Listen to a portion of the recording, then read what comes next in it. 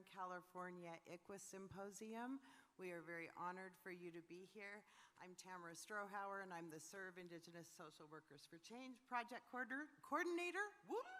And it's been a day. Welcome. I would just like to start off. Our program has gone live on the link with the QR codes that you all have there, which has the bios for our speakers.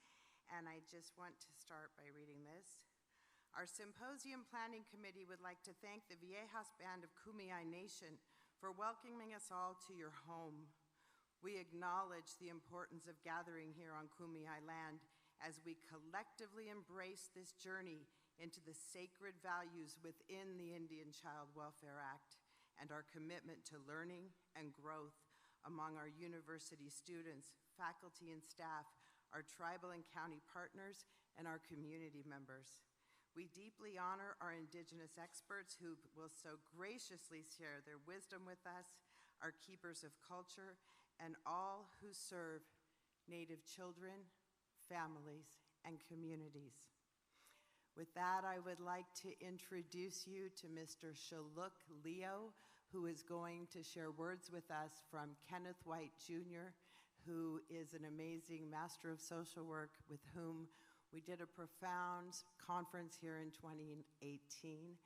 Shaluk is from Viejas, and following that, we will have a blessing with the very revered medicine person from Viejas, Mr. Dennis Alto. Shaluk, come on up. Very proud to call this young man nephew. He's getting ready to go to Arizona State to law school in a minute.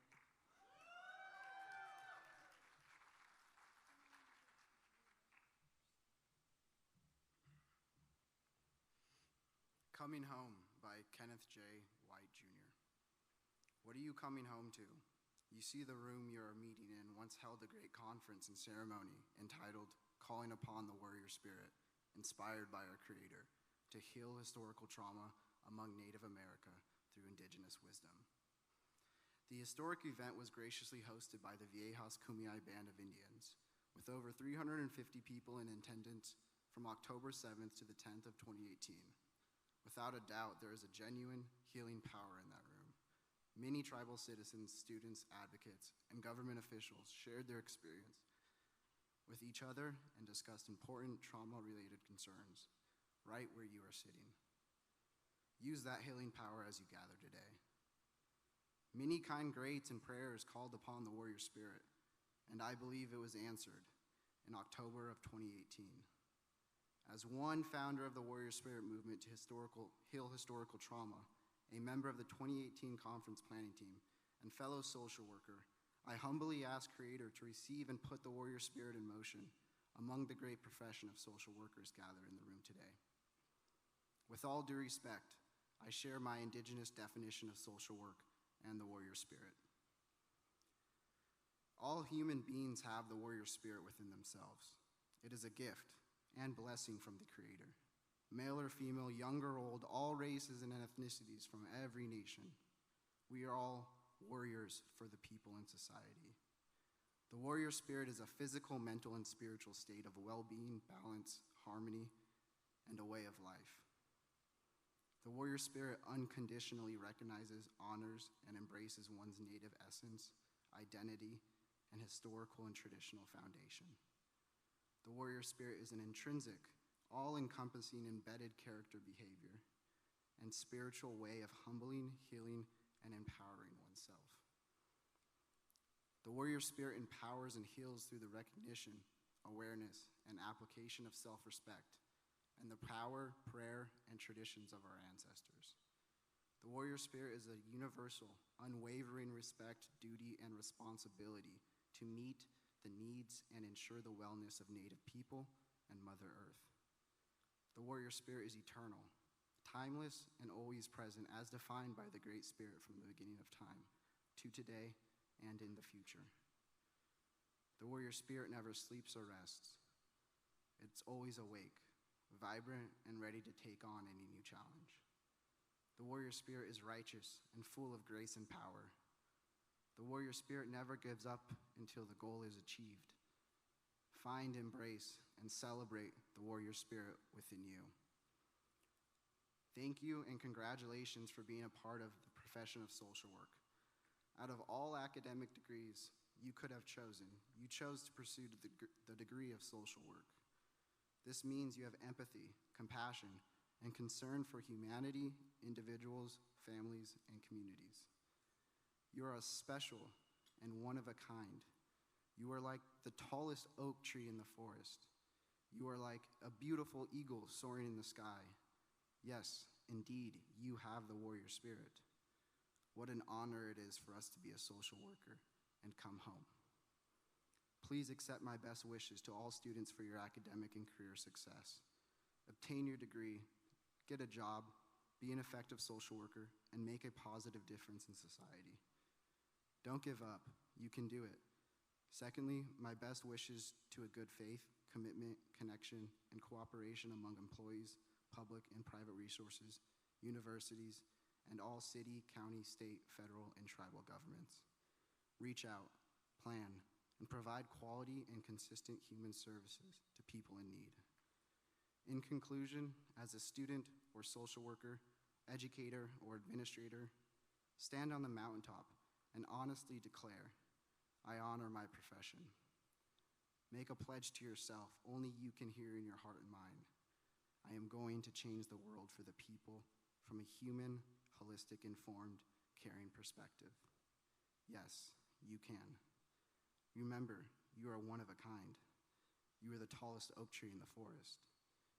You are beautiful eagles soaring in the sky. Find, embrace, and celebrate the warrior spirit within you and in the individuals, families, and communities you help. What an honor it is to be a social worker and come home.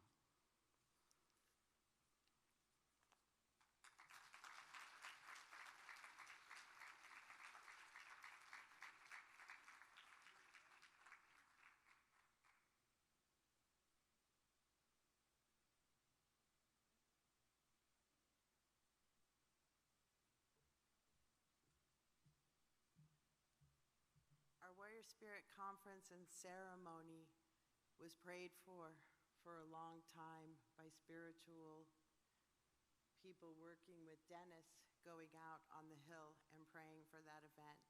And he held a sweat lodge for all the men during that conference. And I just honor you and thank you for being here with us. Dennis, thank you so much.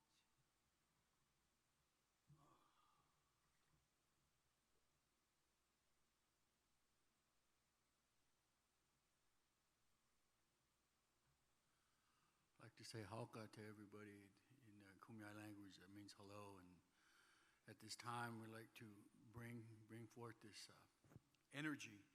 And this energy that Shuluk was talking about is the spiritual component of healing, the spiritual component of unity of the people, bringing together and bringing the spiritual, cultural, and traditional apart. And first and foremost, I would like to say congratulations to each and every one of you with your own struggles that brought you here to bring you forth today to service the people in that way. Because today, you know, it's sad because through generational trauma, through alcohol and drugs, different things that, you know, it still goes on today.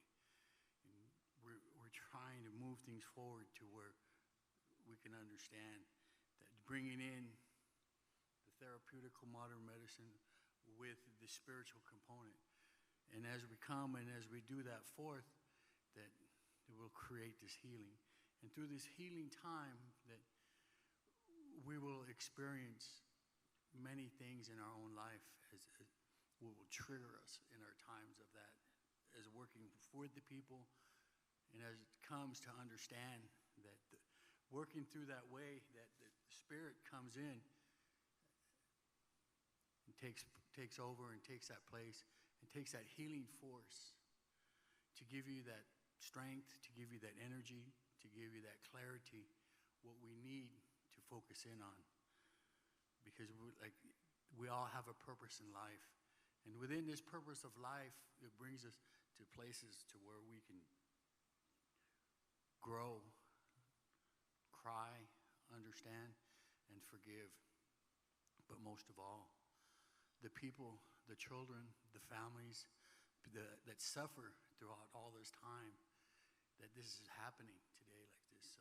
So I'd like to say a prayer and thank the Creator today for today our lives, bringing forth this time that we can come and share this healing spirit, share this time of understanding, this time of just coming and healing and learning to both cultural, spiritual ways, and through that therapeutical modern way of today like this. So we say thank you, Creator, today, and continue on to let us work with the people, guide us in our hearts, guide us in our minds, but most of all, give us the strength that we can continue on to fulfill this commitment,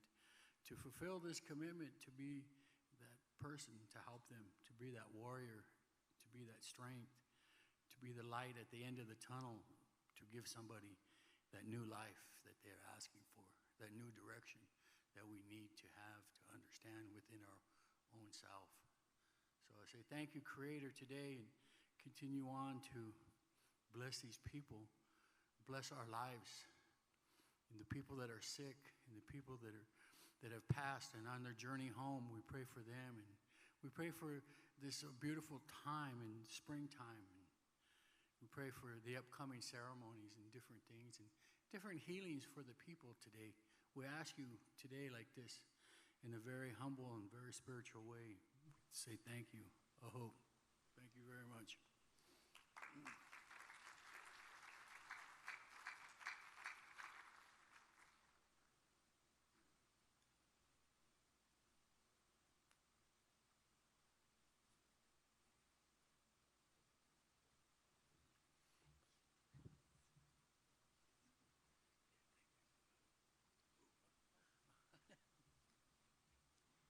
Thank you, Dennis Yehan.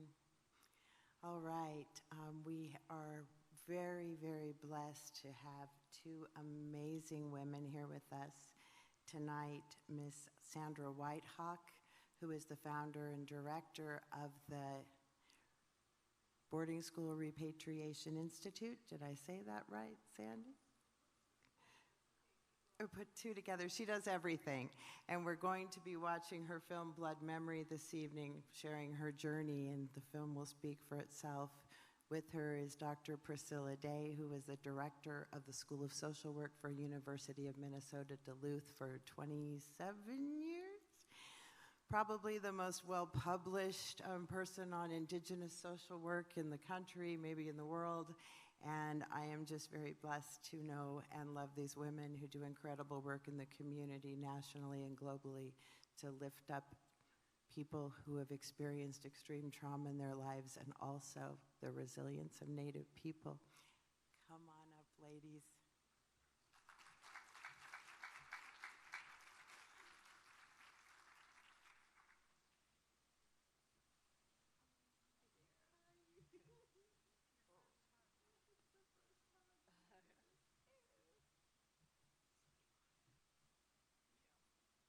It's the first time we saw her today,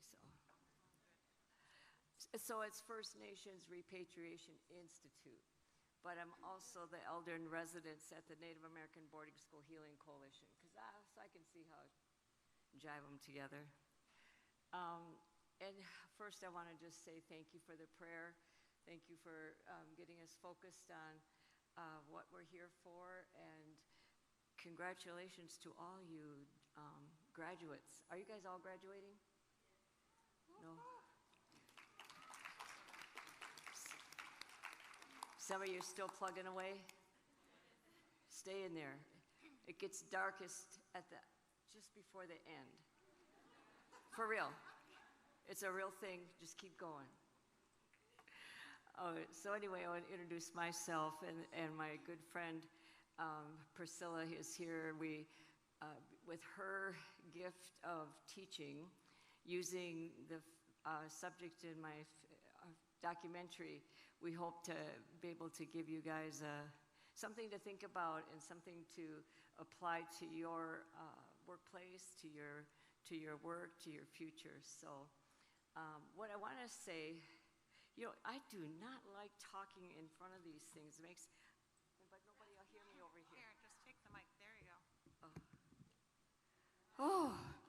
So, see, I have pulpit trauma. Only those that know what happens at a pulpit in a hard way know what that means. Anyway, there, I feel much better now. I can breathe. All right, so I want to tell you how this film began. I didn't wake up one morning and say, hey, I'd love it if a camera crew followed me around for about like 3 years and do whatever I said and made a story. In fact, I hate having my picture taken, and I hate, I'm always in charge, and I knew I wouldn't always be in charge. But the way this came to be was a young man had just graduated from film school. He and his buddies who graduated with him were at a coffee shop, and they were talking shop about, hey, what are we going to do now that we have our degrees and we're ready, we know how to make a film? And they were talking all kinds of stuff. And a lady was there in the coffee shop and had been overhearing them, went up to them and said, hey, I got an idea for a film. And she pitched it, and they said, oh, no, we're not really interested in that. And then she said, well, there's another story that's not been told. And then she was from Minnesota and a native adoptee, raised in the, yeah. So this convergence was, I believe, creator-led. So he called me and said, hi, I'd like to interview you. And I said, no, not interviewing. You don't know who you are, a white boy from the East, just graduated from college. But then I did say, if you're interested in this subject, you'll come to our powwow that we have for our relatives. You'll hear about that later. And he said he would. He did. And after everything, his first comment was, I'm a college graduate, and how come I don't know this history? And I said, well, it's by design, you don't know. But because he had a heart and wanted others to know, that's how this film came to be. So with that, we've been taking it around, and my good friend Priscilla is just able to bring out what we want our young people and our social workers coming up and doing, because we're at that stage now where we need to hand off the baton. So I'm glad you spoke about being a warrior, standing up and going. So we're hoping that, so stick around when the movie's over. Don't be taken off, because I'll remember if I see you at the thing. What's the conference? That's why I keep looking at everybody. So don't be dodging out, because we have riveting information for you when we're done. Thank you, Sandy. Good evening, everybody. What a wonderful gathering. And thank you to Tamara and all the many people that helped her pull this together. It's a fabulous event. And I really appreciated the words of the student and our elder. To be here on your homelands is really meaningful that this event takes place here. Bonjour, Gije Babin, Bene Sikwe, and Jikaz, Makwan and Dudem, Gazagaskwa, Jimmy Cognan Dunjiba. So my English name is Priscilla Day. I'm a member of the Leech Lake Reservation in northern Minnesota, Anishinaabe. And I'm a Bear Clan. And the Bear is a clan that goes across many tribal groups, so we're still relatives if you're from the Bear Clan. And if you get a chance, please come introduce yourself. And I have been doing social work for many years at the University of Minnesota, Duluth. And I can remember when someone first said to me, and it was a Native person who was recruiting me, my husband was going to get his master's in education, and she said, well, if he's going to come, why don't you just get your master's in social work? And I'd never thought about it until somebody made that invitation. And then I thought, I could do that. And then I came back and worked for my tribe, and then I got recruited again to teach. And I started teaching with my master's, but every other faculty in the department had their doctorate.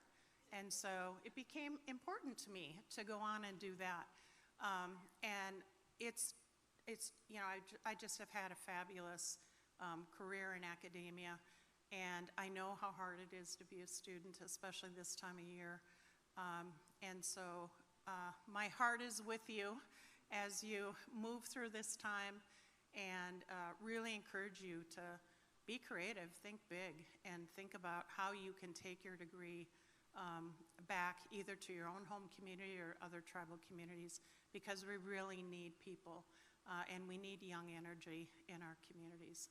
So I'm happy that you're joining us here today. So as Sandy said, we're going to show the film first, and then take some time for questions right after the film, and then we will have a very short break. Very short are the key words, and then come back, and we have a PowerPoint that we're going to share with you. And then I hope we can just have some really good conversation. We welcome questions. You all have things to share, so it's not just us that know things in the room. So, and then of course we'll be able to interact with you tomorrow as well. So with that, I think we're ready to start.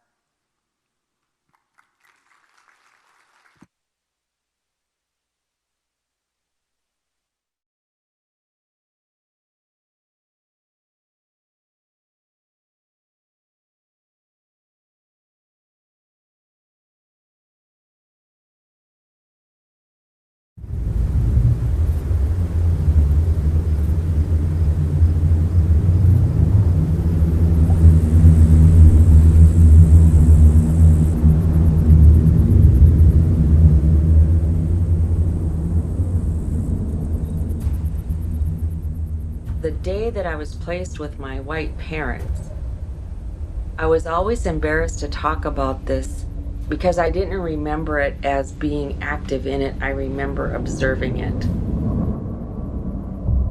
I remember being placed in this red truck. I remember the clutch, the brake, and how the stick shift was just the skinny stick with the round ball on it. I remember everything about how that dashboard is laid out, and I remember the smell. Once I got in between who I now know was my adoptive dad and my mom, I remember turning and seeing a really white skin with holes in it. At the time it just seemed like holes, but now I look at it and it was pores. When I look back on that now, 18 months old, I was just a little kid in between these two people, and I was terrified.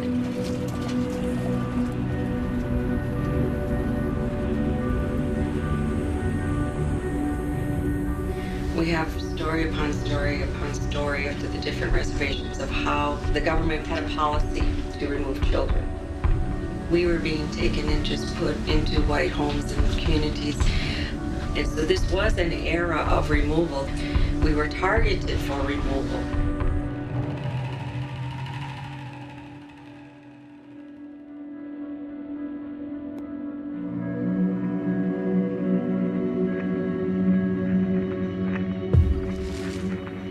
Race and culture have influenced how we practice adoption in this country. Because how we do it is not necessarily how we did it at the beginning, and it's not how it's done in other places in the world. It's hard when you get into the state child welfare system to say, wow, here is a nationwide conspiracy to remove kids, except for the fact that there were nationwide conspiracies to remove kids.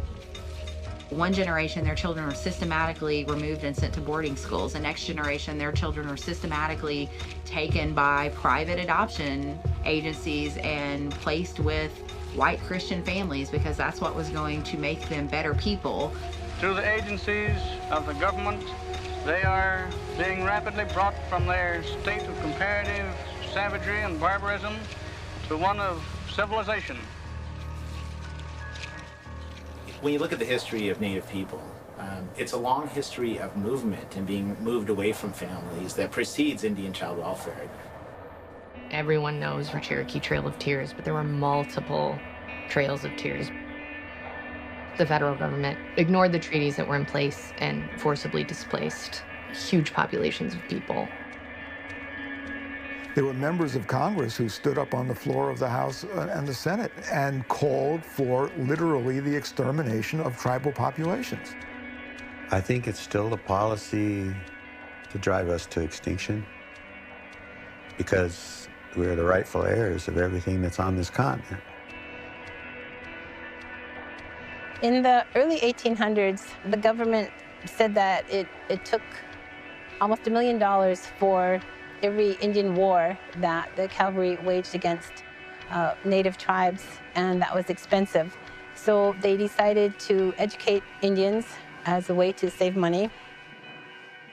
One of the government policies was to remove children from their families and put them in boarding schools operated by the federal government where they could be de-Indianized, if you will, or de-tribalized.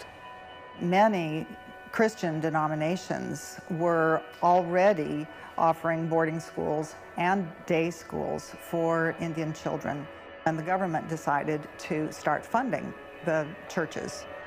The policy of the boarding schools was to get them away from their traditions and spirituality, force them into Christianity and into an education that was totally white European. The off-reservation government schools were established with that goal, killing the Indian and saving the man. So it was to literally kill the culture, the language, turn the native person into a white person. Hair was cut, braids were cut off, and there's a whole sacredness to our hair with our traditions. They were forced into labor of working in the kitchens, the laundry rooms, the fields. There was no safety measures for them, and many kids died. It was military style, everything, including, of course, the discipline. It was an absolute cultural genocide. Well, you went away to boarding school, but after the school season was over, you had to go back home. They didn't have no place to dump you. I mean, you had to go back to the res. Whereas in adoption, it was the final assault. You know, they took you away and you never went back. Who runs the boarding schools? At that time, it was the Bureau of Indian Affairs. And who ran the social services program? It was the Bureau of Indian Affairs, and the Bureau of Indian Affairs was adopting the kids off the reservation. They had like a registry of people seeking to adopt children. And fed into that registry were all these Indian kids that these private agencies were grabbing every which way they could possibly grab them. And the whole goal was to place these kids with white families as far from the reservation as they possibly could. Every family had a story of the loss of a child or children being put in foster care within their homes or keeping relatives who had been removed from their home. And often social services would come in and just take them, and they never knew what happened to them after that. When a social worker went into the homes, we didn't live like white people, you know. We didn't have all these resources available to us, and so that's when kids would be taken from the home. You know, if it was one isolated case or two, you know, I could say maybe there was something wrong with the family. But they took so many of us, I'm saying they fucked everybody up. 25 to 35% of all American Indian children were removed from their homes. 90% of those children were in non-native families. But you might not know if you're a tribal community in Michigan and a tribal community in Washington State that both of those tribal communities are experiencing the same levels of disproportionate removal until Native women start organizing. How does the Department of Welfare justify taking children away from their families? We have a lot of questions against the welfare ourselves. It is a little known fact that you people can keep your children if you want them. We want our children and our grandchildren, but we are not allowed to keep them. I hope that you'll stop and think and help us to do something about it. So these women went to New York, and then they went to Washington, D.C., and they testified before Congress. Did the welfare department prove that you weren't being the best mother? Well, they always come to me and said that I wasn't a very good mother and everything, and that my children would be better off if they were in a white home or if they were adopted out, and that this home, wherever they were, that would buy them all the stuff that I couldn't give them and give them all the love that I could never give them. During the time I was chairman of the Senate Indian Affairs Committee, we found that it was a serious problem in Indian country. Officials would seemingly rather place Indian children in non-Indian settings where their Indian culture, their traditions, and the entire Indian way of life is smothered. The federal government, for its part, has been conspicuous by its lack of action. So we thought, well, there's one way to remedy that. Don't let them be adopted out to white families. So that was the genesis of the Indian Child Welfare Act. The Indian Child Welfare Act says we have a national interest. We, the United States of America, have a national interest in protecting tribes, protecting the right of tribes to exist as tribes, to survive into the future as tribes. The Indian Child Welfare Act, or ICWA, recognized that connections mattered, that family mattered, and that these tribal connections, the identity of who these children are, mattered. ICWA is actually a gold standard in social work. Only when absolutely necessary should Indian children be removed from their family, from their tribal placements, because the recognition is that these connections are fundamental to their best interest. Despite all of these protections, 40 years later, we are still struggling with high rates of Indian children being placed out of the home. We're still seeing Native kids taken 3 times more likely than non-Native kids away from their families. So we still need something that stops people from discriminating against Native families and taking their children away. ICWA's trying to do that.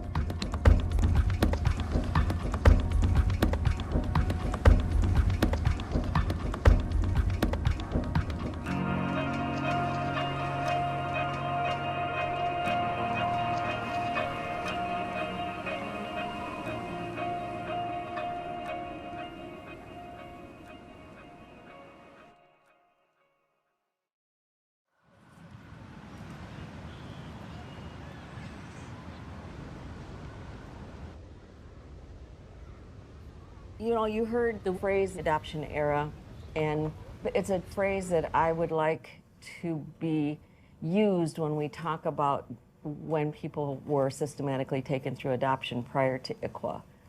We don't have a phrase for it. We don't even refer to it as anything. If anything, they say pre-ICWA.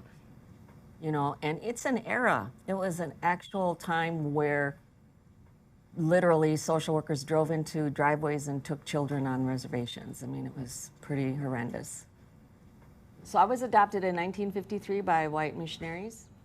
They were called to work with the Indians from Illinois, and they moved to Winner, South Dakota, which is a border town to the reservation. My adoptive mom was very abusive. She really broke down my identity as a Native person because the only thing she had was negative things to say about it.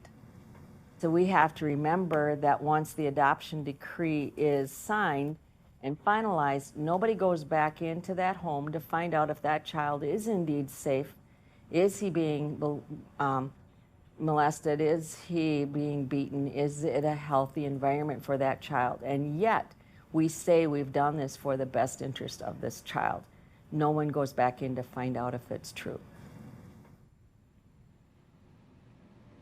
I think I'm really just taking a lot of things in, and as someone who wants to adopt, I've wanted to adopt for years from the Congo. And we did kind of start some of the process, which starts with a bunch of education. A bunch of online courses on education regarding culture.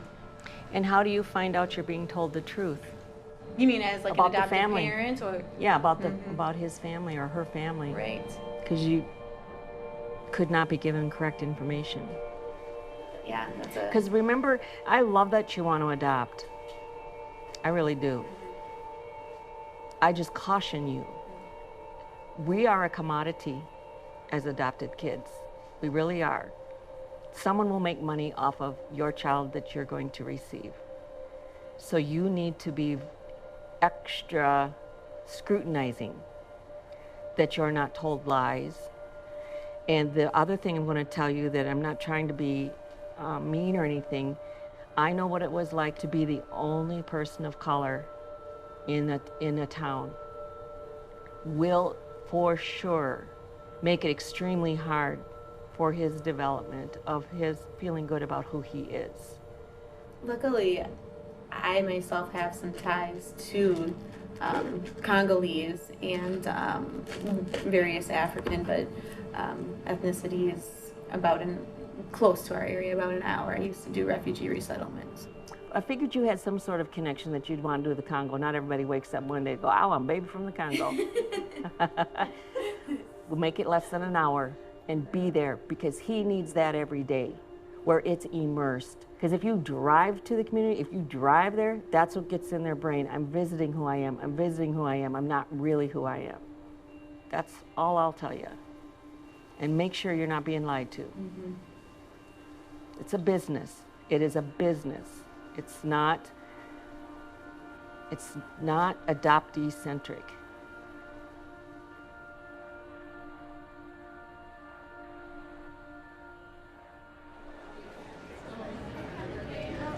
Just wait here for me. I'm gonna grab a thumb drive and then I'll. I'm presenting, and I'm gonna have like 100 people there, I think. And, now, who are you? I'm Mark Fiddler. Oh, Mark. Okay, where are you located? Minneapolis. Minneapolis. Mm-hmm. I'd love to have one of your first, but we always try to do a network of attorneys that we have. Well, if you ever just Google ICWA and lawyer, I come up right away. Okay, that's good. Yes. Okay, good one. Yeah, so I'm Mark Fiddler, and I'm a member of the Turtle Mountain Band of Chippewa Indians. It's a reservation up in North Dakota on the border with Canada. I'm a 1988 graduate of the University of Minnesota Law School and did a stint as a public defender where we did juvenile court cases, and that's what got me involved with child protection cases. I was just seeing all these cases where these Indian families are coming into juvenile court and their kids are being removed from the home. No, this is Mark Fiddler, though. Hi.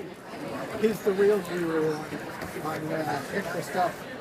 75% of my practice is ICWA cases. As Congress saw it, they were losing a lot of children to homes outside of the tribal community, to a non-Indian home back in the 60s and 70s when they were looking at most of the data. And so the idea of protecting and preserving the tribe meant trying to keep the child in the tribal community by being in a tribal home. And I support that idea in general. The problem is the Indian Child Welfare Act was never meant to displace the whole field of American child welfare law. The child has to be eligible for membership with a federally recognized tribe. And in any thoughtful adoption practice, any thoughtful social worker, thoughtful judge is not going to have blanket rules about what's best for children. And that's where we're going to get into trouble when we say we're going to have a blanket rule that family is always best, the biological parent is always best for the child. One size does not fit all with children, and the facts and the circumstances vary in these cases. And that was one of the key things that came up in Baby Veronica. A high-profile Baby Veronica case. It is a cross-country custody battle that has extended all the way to the U.S. Supreme Court. As the biological father stands his ground. Her biological dad, Dustin Brown, you see him there holding her, has been fighting to win permanent custody of the little girl. When I became involved in the Baby Veronica case, if you would have said, will the Supreme Court ever hear this case? Will they be talking about this case on network media morning news shows? I would have said absolutely not. This is your run-of-the-mill contested adoption case. It's going to be resolved. It's going to be resolved quickly and quietly. What followed has been years of legal battles between Brown and the adoptive couple, Matt and Melanie Capobianco. I got a call from the Capobianco family because of my background working with the Indian Child Welfare Act. And so they called me and I started consulting with them, and so I got much more heavily involved after the trial court awarded custody to Mr. Brown. A South Carolina court decided that Brown should have custody of his daughter under a federal law that aims to keep Native American children with their parents. You see, Brown is a member of the Cherokee Nation, which means Veronica is part Cherokee too.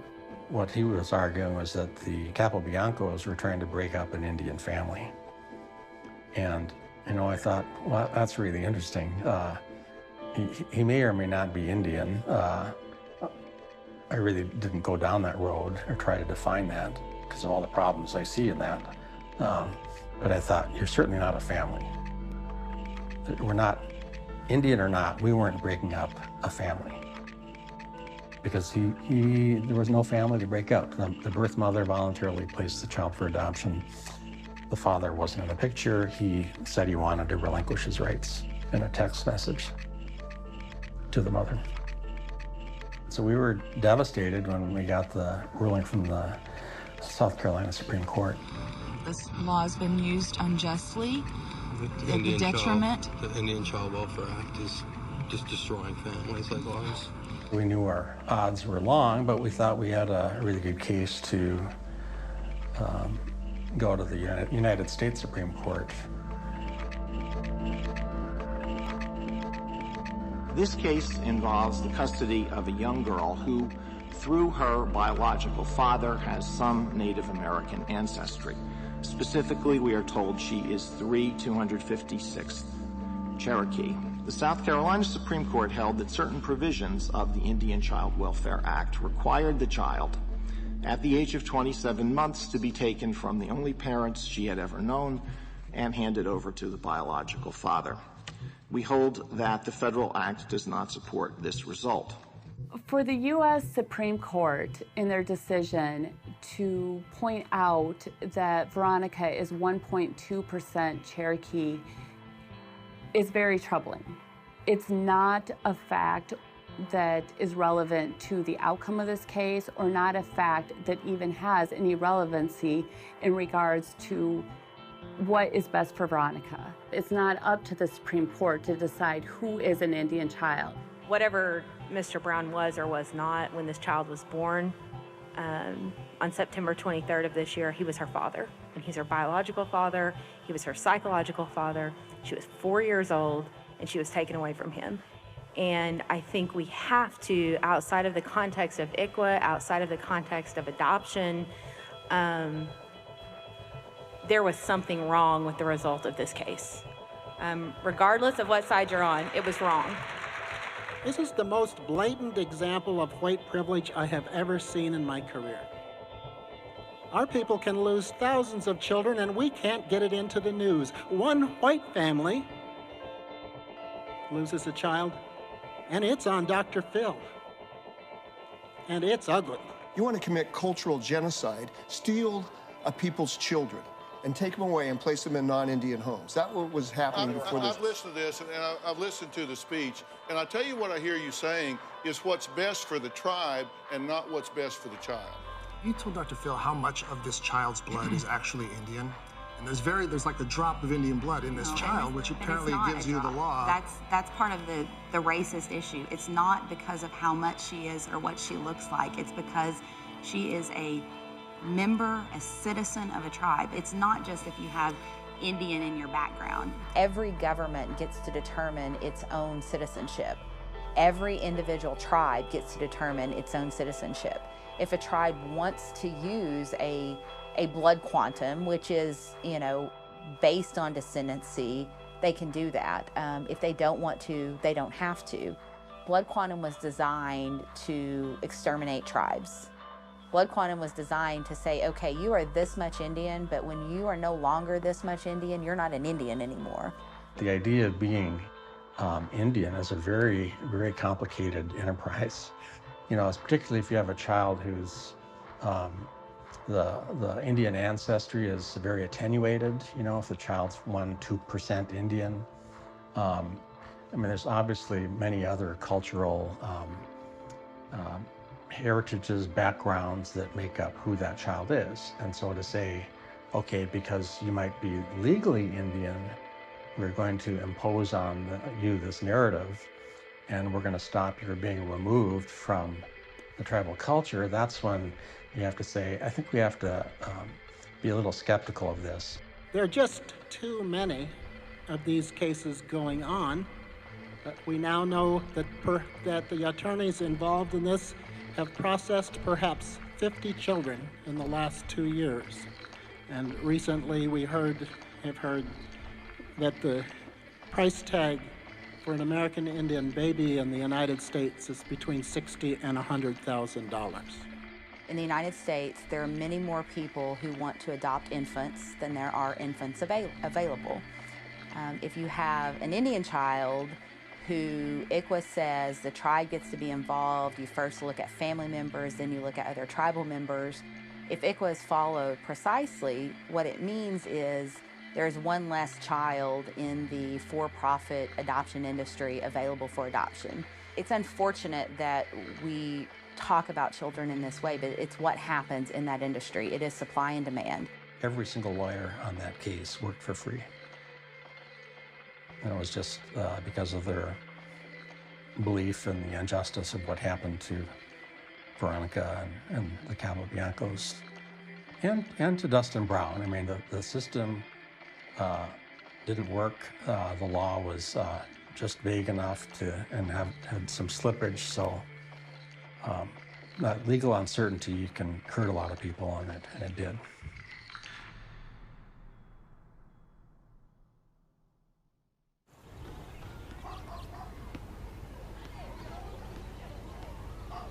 So this would be my adoptive mom's pictures. I should get a better box for these guys, but that's what I got. Okay, look at Christmas 1910, so that's how old this is. Oh, there she is. That's her, my adoptive mom's, I think, graduation picture from some nursing program or something. She looks like she's maybe 19. And I remember when I first saw that picture, I was like, wow, you look like someone who you could talk to. And the person I knew was just, she had to have some mental, because she was not normal. She was probably bipolar. That's my guess. I know that she was on medication. And I know that every once in a while she'd get put in the hospital for rest. They would call it rest. I didn't know what it was. And I think part of me that didn't understand it as what it was is because it was from my mother. And I think in our society we understand sexual abuse as always being male against female or female against male. So I didn't take it as sexual abuse. And she made me terrified. It actually felt like a relief when she was gone. I think that's my adoptive dad, assuming the memory I have of him is peace and kindness and fun. And I don't know, when I look back on it now, he used to take me all the time, and I wonder if he spent so much time bringing me with him so that I wasn't around her. Even though our father died when I was 6, I have all these memories of hanging out with him. And they're great memories.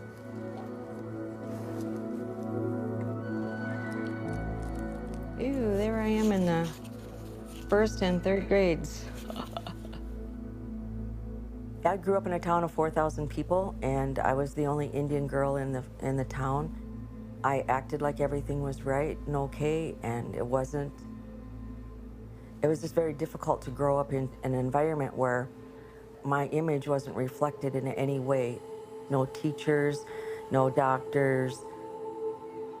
Most adoptees have that compelling drive, that pull, that wanting to find where we come from. So that was always there, but I didn't know how to do it. But I was 35 years old when I went home for the first time. It's hard to find words to it, but it just felt like coming home, finally. It was like, this is where I'm from.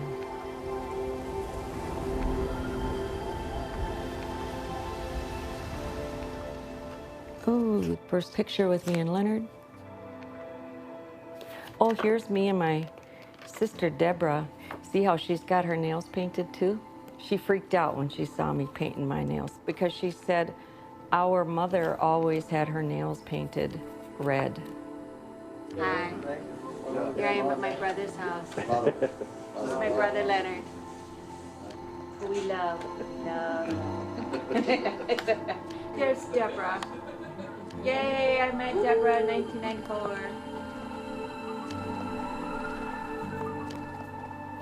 I think that's my mom.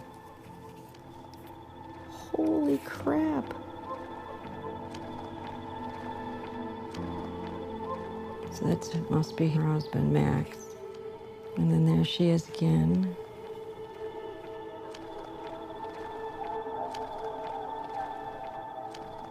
I could see the similarities. I can see it in the eyes that I really look like her.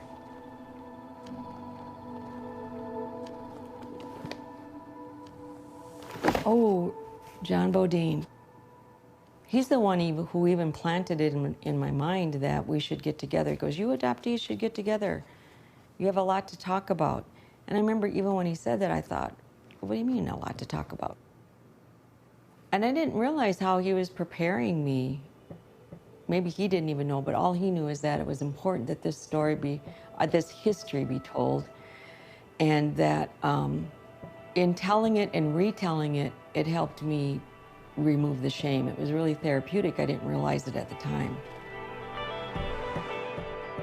I'd like to share these thoughts with you and these experiences, and hopefully it'll inspire you to take your own experiences and take them and be willing to share them.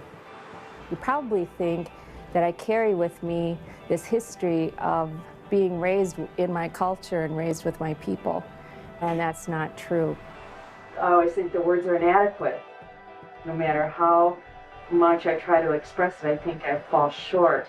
But it has given us an opportunity to talk about a healing that really needs to take place.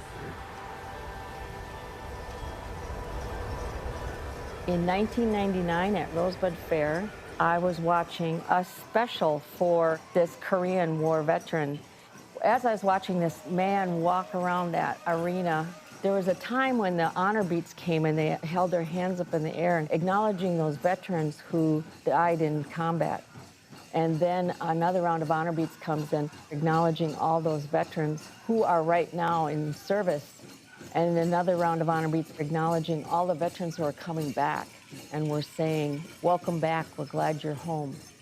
And that's when it really hit me that adoptees had never heard welcome home. And I wanted that for them.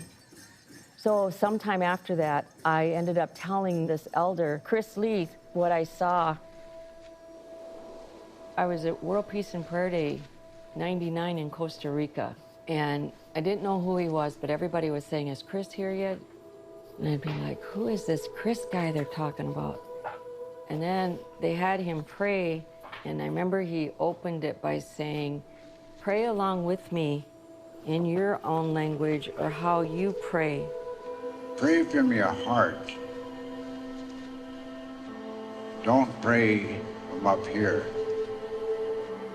This is what gets us in trouble. Let's open up our heart sincerely. He just had that presence, that calming presence of how to put faith into action.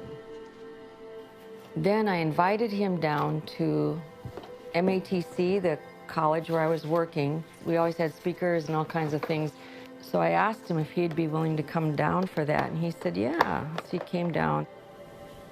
Well, good morning, afternoon, whatever it may be.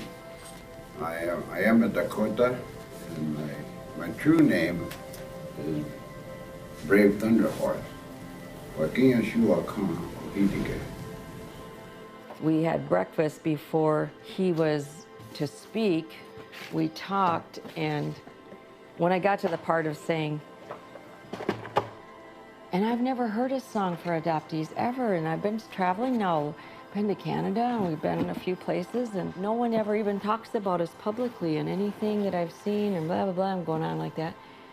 And then that's when he said, I remember he's eating his eggs, and he goes, you know, you're right. And he puts his fork down, he stops eating. He says, you're right. There should be a song. I'll make sure there's a song. I'll have Jerry Dearly make a song.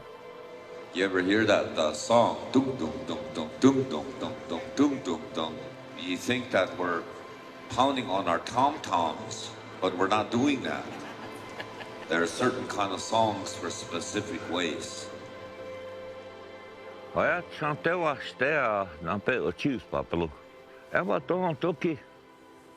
I was out here now sitting in early in the morning. I think I was turning it over to Tongashila, Kantanka creator, you know, and I kind of put the words together.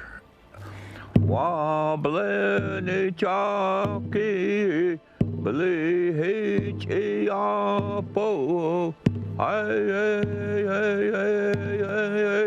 la kol we choch anke, anachok tampo, wo wash akelo, hey. What I'm saying is, listen to the voice of the drum.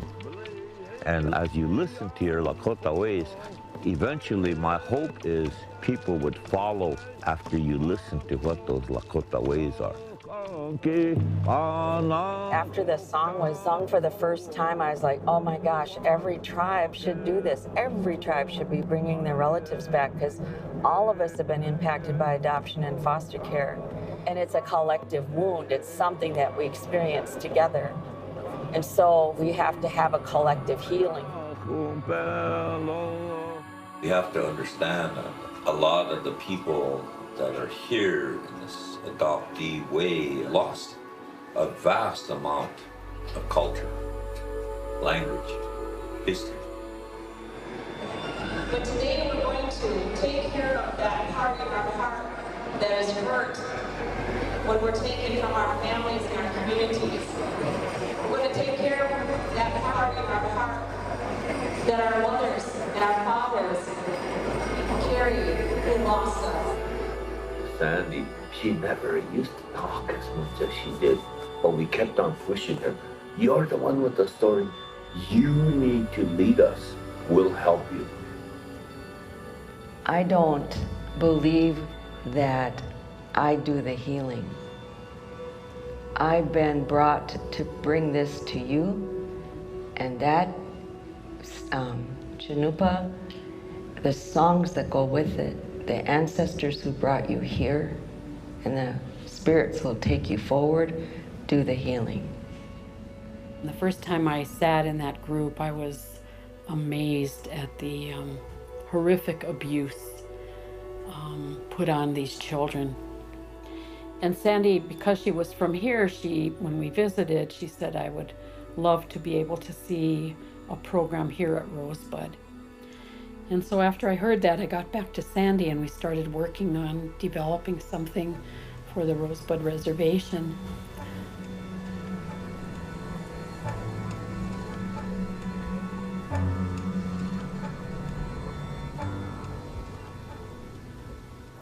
Native Voice One, the Native American radio service.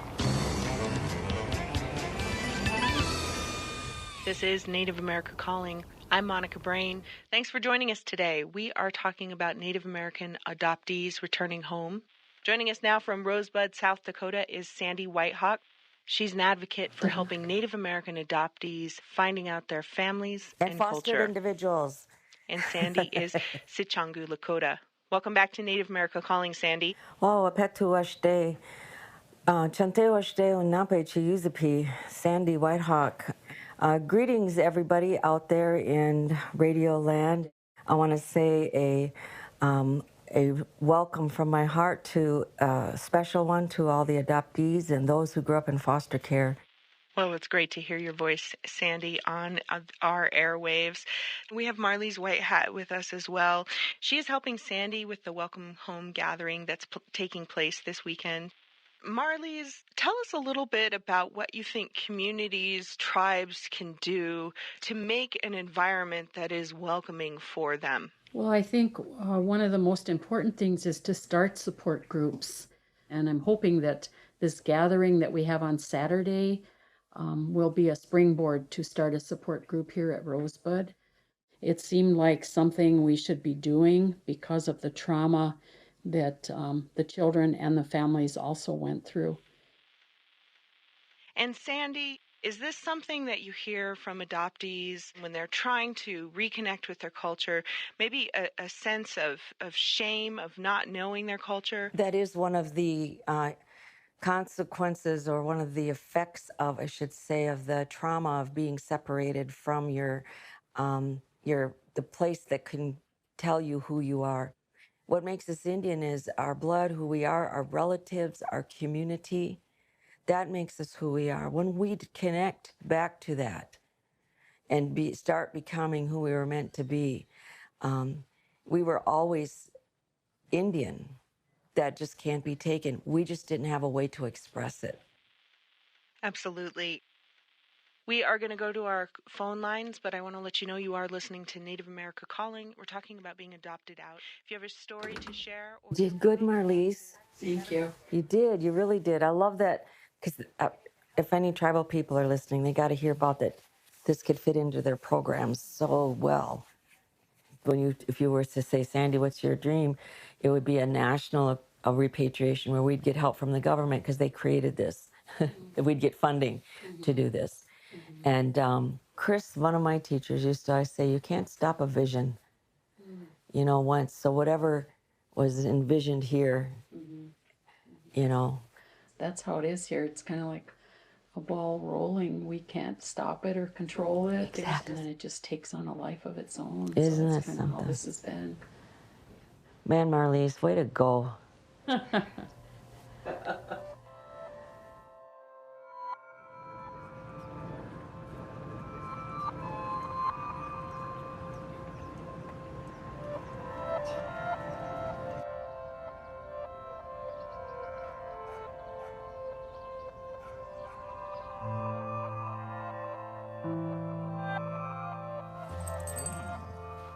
This is back before computers had monitors. Working on a brief.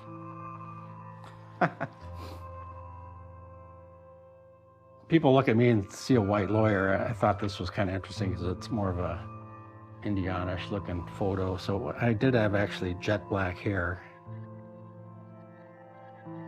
I've got blue eyes. So my mother said, well, don't worry about people thinking you're Indian because your blue eyes will save you. And I thought, well, why do I need to be saved? What's that about? So there was some shame growing up, being identified as Indian.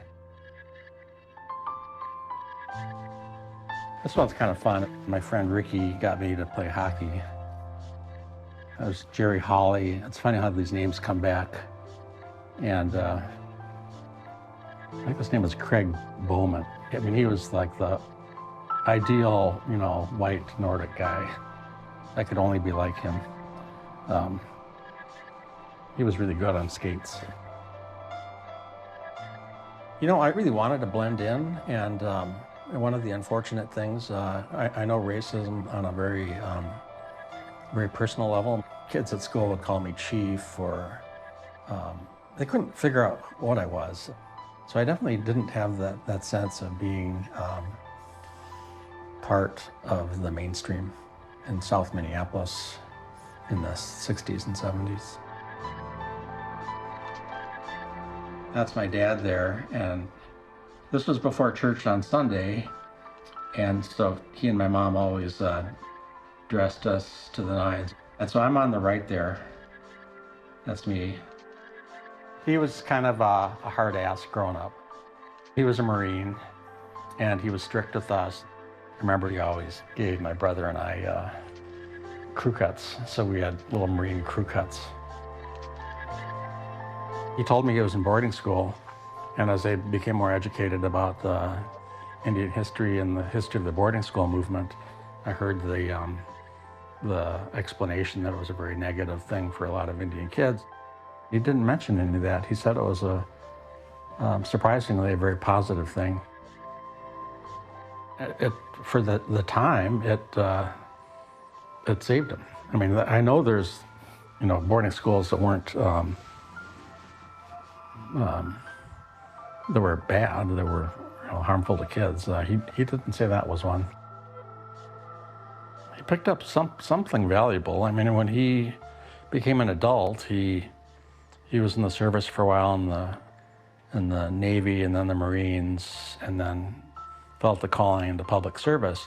And so I think I got from him and my mom the idea that it's important to serve the community. That's why I got involved with Indian Child Welfare. And this was our first tiny little office in the Minneapolis American Indian Center. Terry, Steve, and I all took cases, and so they represented parents in ICWA proceedings, trying to help keep families together.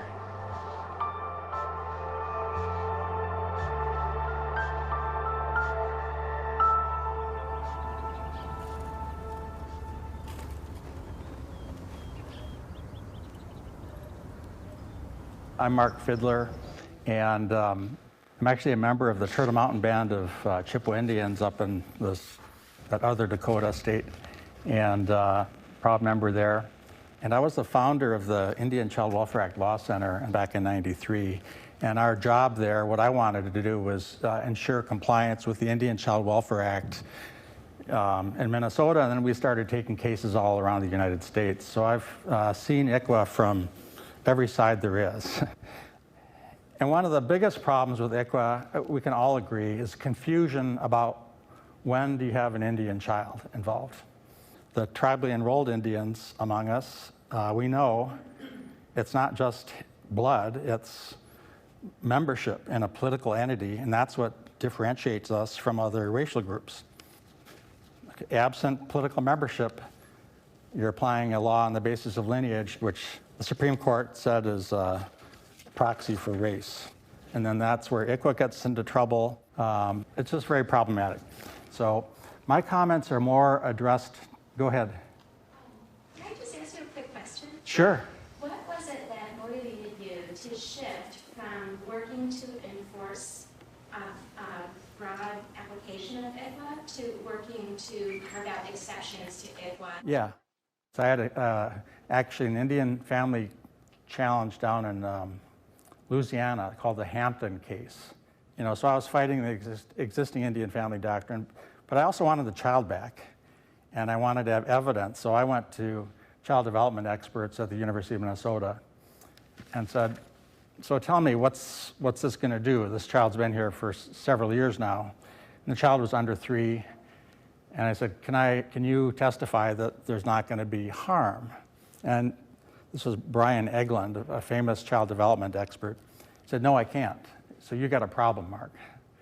And so that stuck in my mind. How can we be representing our clients, representing tribes, and simultaneously doing what the experts are saying causes harm to a child? And that's where I started. People will say I'm anti-ICWA. I said, no, I'm anti the way it's applied in a rigid fashion. So kind of a long answer, but I think it's thorough. Oftentimes, historically, when there are problems in Indian country, the way you deal with those problems is you make Indians disappear.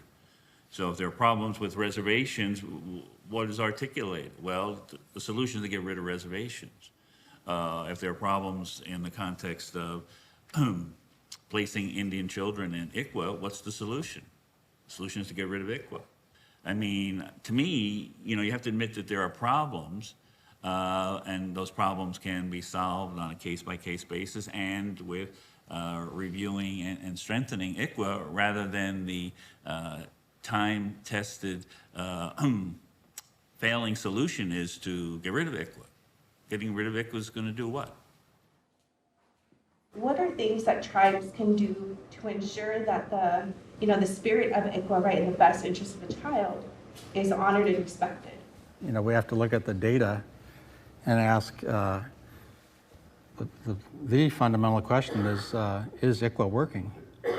And Minnesota, you know, we have probably the best ICWA enforcement in the country, and all the kids that are placed, every one of them, there's a county attorney looking for a qualified expert witness affidavit from a tribe. So all these removals are tribally supported, and yet the numbers are just through the roof. Yeah, racism is there, but I think the data shows that there's a constellation of risk factors that we just got to get a handle on and treat, you know, and have much better funding, you know, and programs and CD programs and domestic violence. There's so many fronts that we could be moving on instead of having an argument about doubling down on ICWA enforcement. I think when you start saying that ICWA works perfectly, you're not being true to reality. So for me, there's an incredible legal, ethical, and moral responsibility on attorneys, on students as you go forward to understand the way the Indian Child Welfare actually works. Because one of the themes or threads here oftentimes is that the problems with the Indian Child Welfare Act are not with the Indian parents, they're actually with the attorneys. And so we have a responsibility to ensure when we're practicing that we don't make mistakes in a context of ensuring compliance with the Indian Child Welfare Act.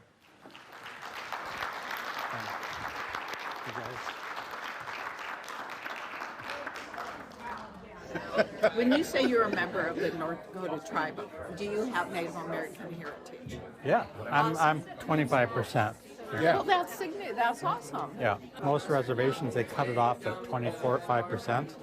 And you can say it's arbitrary, but it is a line. And it says once you start marrying out or having parenting children with people who aren't also 25%, you're further diluting the community. My kids are 1/8. My kids can't be members. They've been up a few times with me to the reservation, but they don't have, obviously, my sense of connection of the family, and you know, because I went up there all the time. But that's what happens when you go 1/4 degree to 1/8.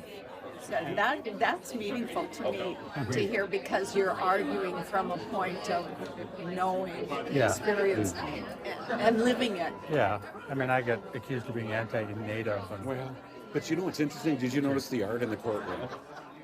Did you? The what? When we're down there, look at the art in the courtroom downstairs. Yeah. I saw. There's not a single connection to our country or its founding. It's all Native. Really? Every single piece of art. Oh, interesting.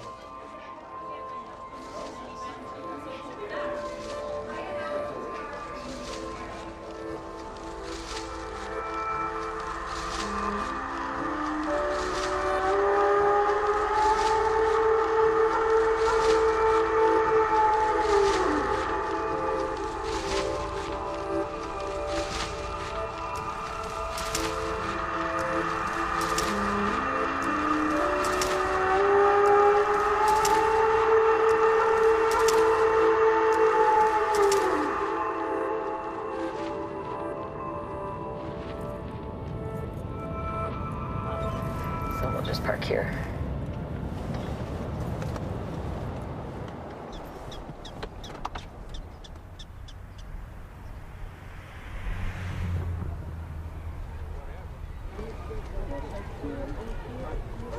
Hi, I'm Sandy.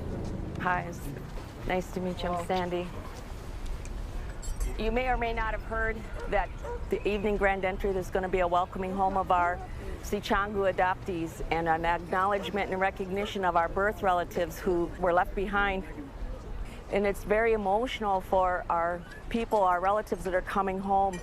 Some of them will be here for the first time ever. Some of them will be at hearing the drum for the first time. And we have that same kind of anxiety and like sadness and all those mixed emotions. It's very similar to what veterans feel when they come back after what they experience. And so when we do this welcoming for our relatives, I have veterans stand in the circle as a symbol, as a metaphor of that protection that we never had as children when we were taken. Just your presence will give them that support. Your commanders know what's happening and will put you in place when we do that honoring. So thank you. Hi, you're an adoptee from here? Yes. And where'd you grow up? Nebraska. Nebraska. Are you going to come tomorrow to the gathering from? Oh, yes. Awesome. Yeah. What is your name again? Mervyn Garnier. Mervyn Garnier. As in Nina Whitehawk Garnier? Yeah.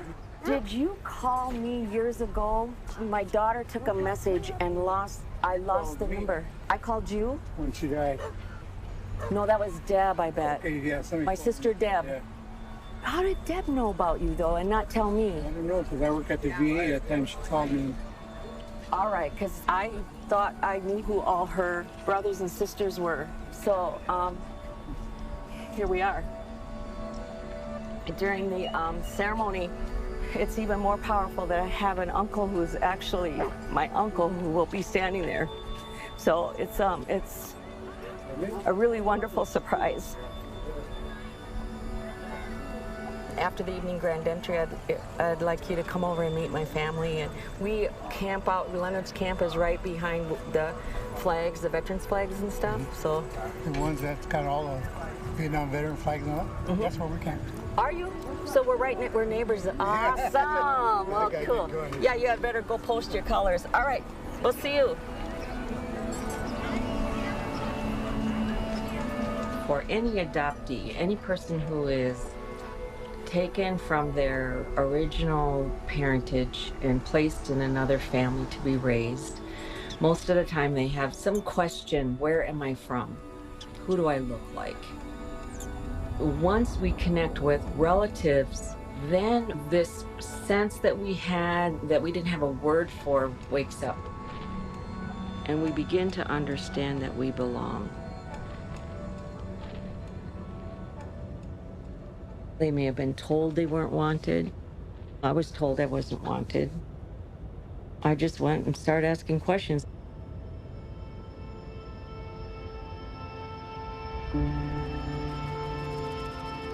I looked around and thought, I wonder if any of these people are related to me, because I hadn't seen Indian people. Finally, when I meet Chuck Holquin, he decides that he would help me look, because I tell him, I'm here, I'm trying to find relatives. He was looking up in the phone book for Whitehawks and stuff, and who was Nina related to, and he just took a few phone calls. We drove around a little bit, and that's when somebody put it all together. He knew Leonard from Neighborhood Youth Corps, so he knew where Leonard lived. And I went, whoa, let's go. And as we were driving, I was telling him that I felt that the trip was divine intervention because of the way it came together.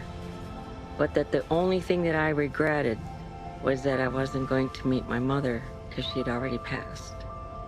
And he took his hand and swept it across in front of him, and he said, this is your mother. She's been here waiting for you. And even though I had never understood it before, I knew it in my heart that day, that the earth had been taking care of me this whole time. Most adoptees expect nothing because we've learned to not expect anything. I had not thought of meeting Leonard, but it felt like I saw myself for the first time when I met him.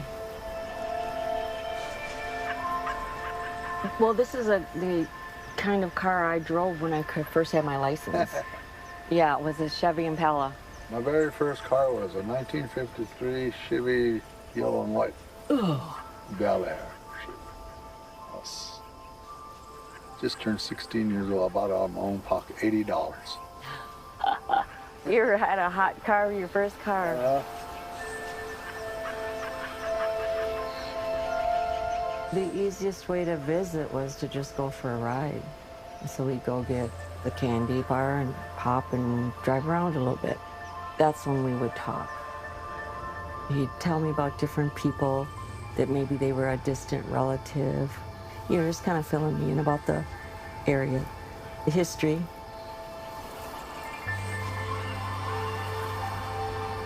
Okay, I'm gonna go drink a pop. I'm thirsty. All right, let's go drink a pop. So Leonard was raised by our grandparents. He grew up speaking only Lakota, the old way, and living the old way. He knew who he was as a Sichangu. And even though he ended up having a brutal experience in boarding school, that foundation that he had with our grandparents is what he still carries with him today. You can see it in the kind-hearted person that he is, the generous person that he is.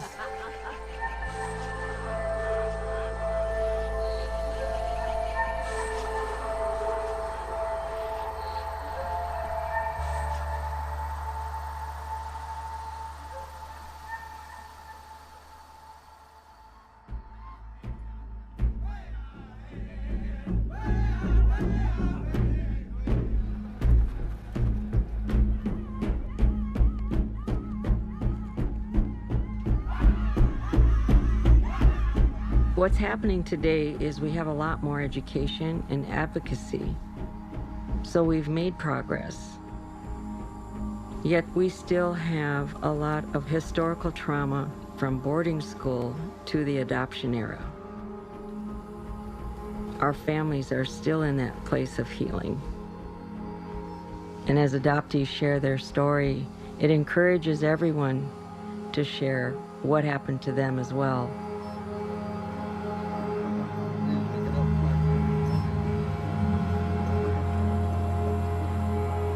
Us guys, we got up at 4:35 every morning to go boarding school. Line up to go eat, all single file, just like the Army does. One guy got in trouble, we all line up for a half hour, so we all stand. Whoever gets in trouble, we all catch him. How long were you there? Jeez. 8 years at the new old one, and then 2 years at the new one. I used to get embarrassed of that bus we had to ride. Great big letters. I said, Rosebud boarding school. He should stop the quote. We pull up in the bus, so go to some school, we all get off, those guys stand there, hey, GI guys. Old GI guys, that's what they call us, GIs. Is that where you went to? You went to St. Francis or old boarding school? Both. They sent me to the St. Francis. I was begging to go back to boarding school. Too strict at St. Francis.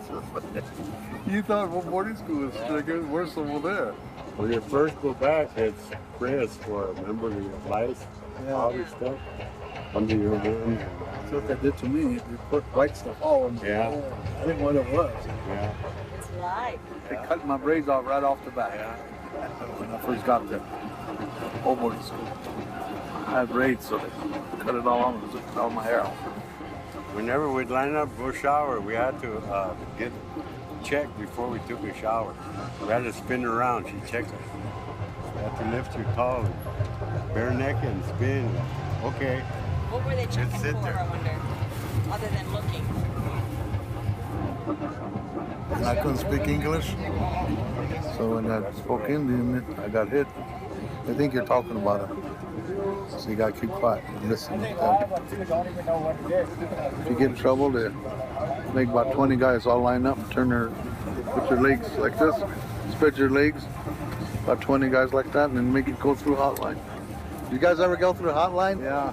Line up in the hallway and you run through there. You gotta crawl through there, boy. You better crawl fast. Hit you, kick you, or hit you with something. Some guys cheat, trying to use the boards on you. Yeah. And then when they whip you, they call it cracks. And These guys were Indians who had been then trained. They were schooled to be mean, like taught to be mean. Yeah, even our own people mistreat us. That's what's so horrible. That they wanted up, like they go by the government rules from them. If If they didn't do it, they'd probably lose their job. Well, and they've been conditioned to be that way. Yeah. Survivors, that's why we're called survivors. We know how to survive out here. Don't have nothing, but we can survive.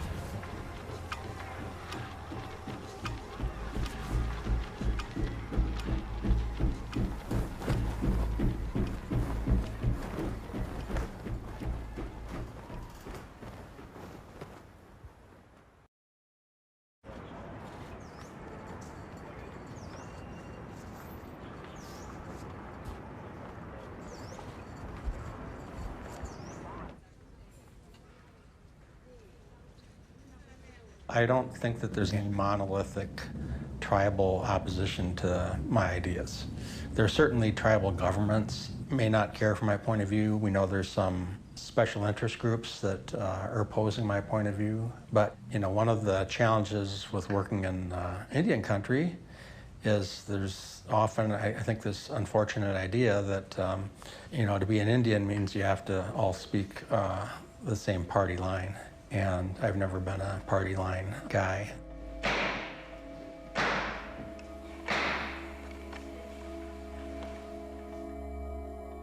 We're here today, Your Honors, to ask you to reverse the Court of Appeals holding in this case.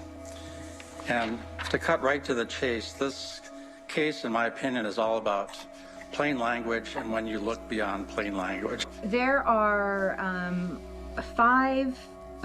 six pending federal court cases. One of them is the case out of South Dakota, which the ACLU filed on behalf of Indian parents and Indian children. There are two in federal court challenging either the federal law or the guidelines, and then there are three currently in federal court challenging state law provisions of the Indian Child Welfare Act. On two of those state court cases, the plaintiff's attorney is Mark Fidler. In the trial court, did all parties agree that ICWA applied? They did. Okay, and so the trial court necessarily made a finding about whether ICWA's terms were satisfied. Today, do you believe ICWA applies at all? I don't, Your Honor. We see, 3 or 4 attorneys who all were somehow involved in the Baby Veronica case.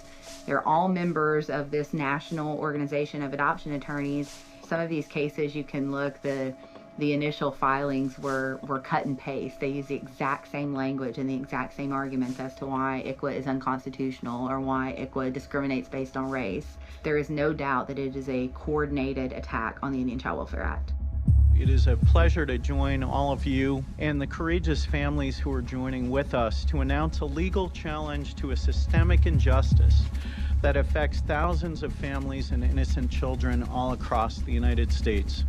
This is a strategy that they developed to have multiple cases going on in different jurisdictions before different judges, hoping that if you throw enough mud at the wall, some of it's going to stick somewhere. The Baby Veronica case gave lawyers a roadmap, and it doesn't surprise me that different lawyers are following that roadmap, but following them in distinctive ways. All the cases, what they have in common is the core concern for equality and due process for Indians. And if any one of these state courts says that Indians have due process, equal protection rights to make decisions about their children, then that would have an impact on the other federal cases. By classifying children and those who seek to provide them with permanent loving homes, not as individuals but by their race, the law violates the constitutional guarantee of equal protection under law. It's hard to explain to people that being Indian and having a law apply to you because you're Indian has nothing to do with race, because people have an idea of what an Indian person looks like and what it means to be Indian, and to those who aren't knowledgeable about it, so much of that idea is wrapped up in race. But ICWA does not apply to someone because they are racially Indian. It applies to them because they are members of or citizens of tribal governments. The tribes make the argument that ICWA is not based on race, it's based on political affiliation. The problem is when you're dealing with abused children, you've got to decide what is your priority. Is your priority to protect this tribal entity? Is it to protect this tribal council or this tribal government? Or is it to protect this endangered child? I don't believe for a minute that they give one hoot about the welfare of Indian children. I've never seen that. They don't care about that. They care about the money they're making from rich, white, potential adoptive parents. Again, if the Indian Child Welfare Act goes away, the number of Indian children available for adoption increases, which means the money that you make from an adoption when you're a private adoption attorney increases. But it's very easy to just say, oh, well, anybody that criticizes ICWA, they just must be doing the bidding of the adoption industry. Frankly, we don't have any concern one way or the other about the adoption industry. If it's thriving, that's fine. If it's not thriving, that's fine. It's got nothing to do with us. What circuit are you in? 10. Well, we're looking for other plaintiffs. I mean, if you want to team up on one. Ever since the Indian Child Welfare Act was passed, these predators, because that's what they were then, and they still are now, these predators would love to turn the clock back to pre-Indian Child Welfare Act so that they can open up the pool of Indian kids for their business reasons again. The way the statute works is if you win, you get all your attorney's fees paid. Oh, is that right? Yeah, because it's a civil rights violation. So that's how you're taking it in Minnesota? Yeah. So you have to be confident in your chances, or else be willing to make a point and then not get paid. It's like we're sort of like snaggy whiplash because we might be talking to each other and coordinating, and waxing our mustaches. And it's just a simple-minded view of lawyering. Of course we're going to cooperate and work together to defend the Constitution. And I don't make any apology for that. I'm proud of it. And I noticed that both the federal and the state statutes refer to the Indian family without defining it, as if we're all supposed to know exactly what the Indian family is. Do you have a definition of that? You look at the language, the text doesn't define Indian family. I agree with counsel on that. So the court then, when the plain language doesn't yield the result you want, you go beyond that and look at, are the purposes of Congress fulfilled by application of the Act? We have to ask then, is this family... You have to, Your Honor. ICWA has to be applied in accordance with equal protection and due process principles. One of the reasons that the United States Supreme Court will take a case is because different federal courts have ruled different ways on a case. So you make the same arguments that ICWA is unconstitutional race-based legislation.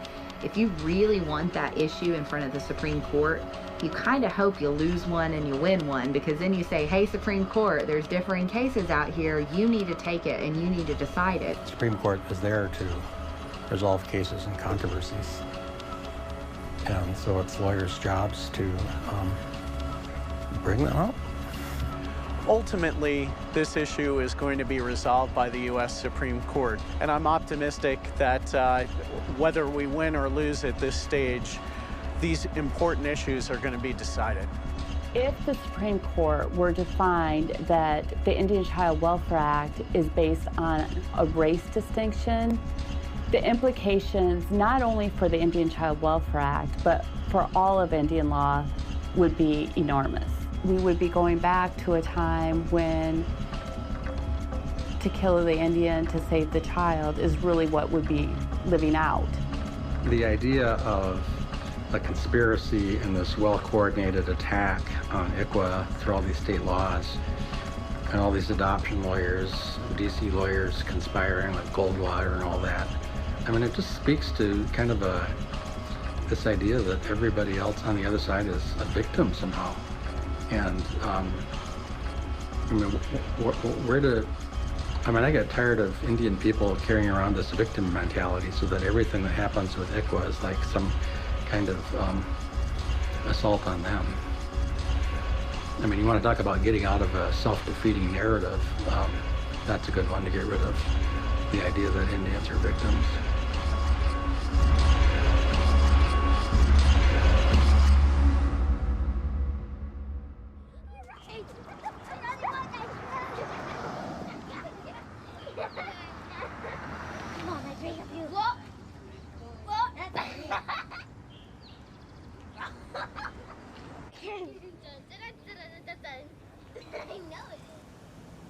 It's always a fight, because I've been in a foster home for a long time, like 40 years. I do it the easy way. Like, I don't have to go to court. I don't have to deal with judges. I deal with caseworkers, but at my age, I'm real picky about the caseworkers even. You don't get to choose. Yeah, yeah. And it really comes down to the administration of the state, how they view ICW. ICW was meant to compensate for the years, hundreds of years of genocide and, you know, cultural genocide, physical genocide. I just get scared when I see people thinking the law is going to like save Indian country. I mean, it's part of the puzzle. Right. It's a big part of the puzzle. You would not have a ICW practice if ICW was properly applied every time at the beginning. There'd be no argument because it's good case law. It's good case Well, work no matter. if we had enough Indian foster homes, I wouldn't have a practice. Well, even the kids who are in non-native placements, the problem isn't that they get put in these non-native homes. The problem is you have native kids who come into the system. It's a lot of work for a social worker to do all that stuff, and so they don't get identified. You know, and if a social worker doesn't really want to do that paperwork, they have a lot of ways to get around that ICW. Then that's when you end up with trouble. In this city, there's people who are third and fourth generation, never set foot on their reservation. So what we're doing is spiritual reclamation. We're reclaiming our children and their spirits. And I remember Dad saying one time, we didn't get this way in one generation, we're not going to heal in one generation. I kind of felt like I was, at least in my family, the end of the line. You think? I don't think so. I mean, we talk about it sometimes, like the family name. I guess by end of the line, I was saying, you know, I'm much more familiar with Turtle Mountain than they are, and the people up there and the family. And, you know, I was bringing them up for funerals and things and visits, but not the frequency that I was brought up, or certainly not you. But our tribe is, you know, it costs money, and then our tribe's got the blood quantum requirement, quarter degree. So I married Betsy, and, you know, no Indian blood there. So my kids are an eighth, and they can't enroll, so they don't feel that. They feel an affinity for sure, but there's something about that. The whole blood degree thing is such an angry argument that people have all the time. I know. I go to ceremonies a lot, and trees never ask me for my ID card. Old people, they don't ever ask me, what's your blood degree? You know, so I understand the need to maintain the physical identity as well as the spiritual and emotional identity, but I don't pay much attention to blood degree. It's meaningful though for the kids to know that they can be members, and they can't be members right now because of our tribe's rules. And I don't know, I don't pay as much attention to it. You don't have to be there every day to have the close connection. That's our land, that's our tribe, that's our reservation. Your kids can come there anytime they want and visit me. Well, you got a deal. You got a deal. That's really important.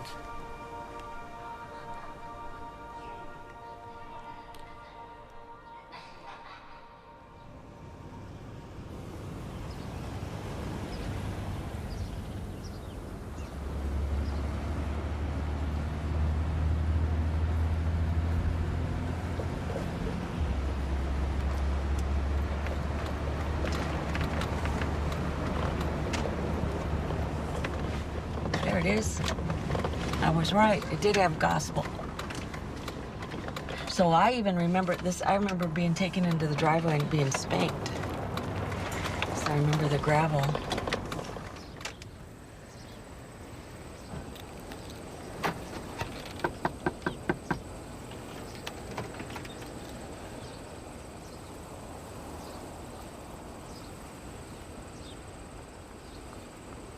Dang it, nobody's home. Where do they go during the day? Let's see if they locked it.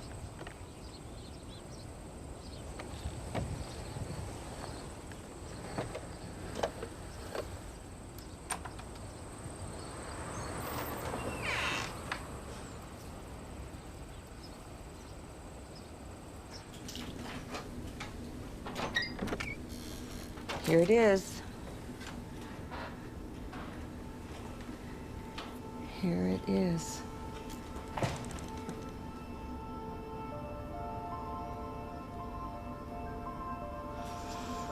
Can you smell that wood from the pews? Unbelievable, isn't it?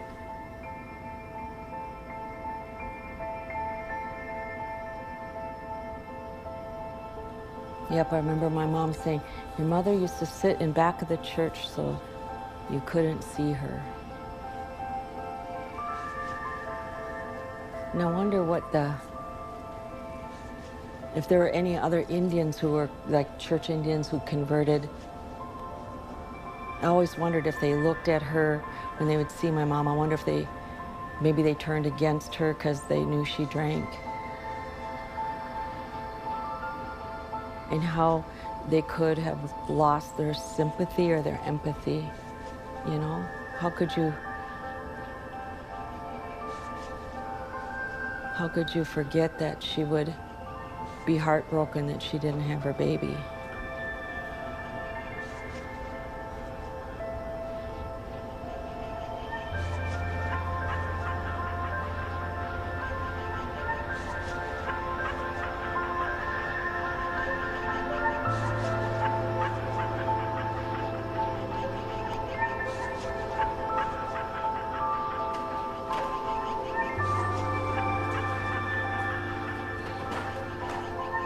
I'm trying to figure out who that is over there, and I wonder if that's that Montour family.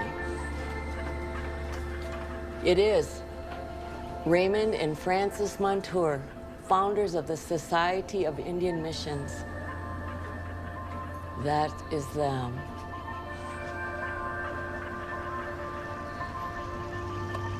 Oh, here comes somebody. I better go tell them that we're not doing anything. Hello. Hi. Does the person that live at this house, are they like the caretaker of here, of the church? The caretaker across the street. In like that yellow house? Yeah. What's the name of the family that lives here?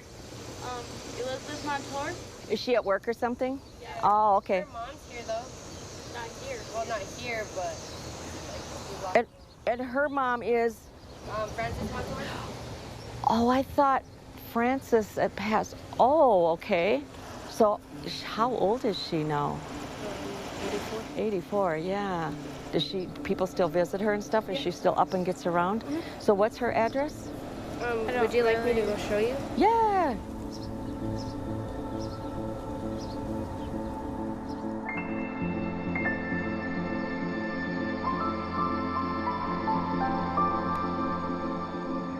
Hi, how are you? Well, thank you for seeing us for a little bit. Can we visit you a little? Yeah, you can come in.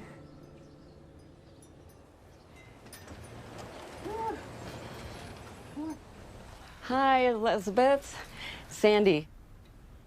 Can I sit over here by you then? Yeah. What community are you from originally? Where I came from? Michigan. You came from Michigan? Uh-huh. Oh, I didn't know that. Yeah, and my husband was from New York, off that way. So your dad is from Delaware. We go by Delaware. Oh, okay. So Delaware, and what tribe's your mom? Potawatomi. Potawatomi. So what brought you from Michigan to here? We enjoyed starting places, you know.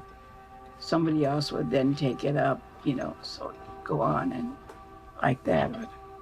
So you would start churches here and there? Yeah, what we could.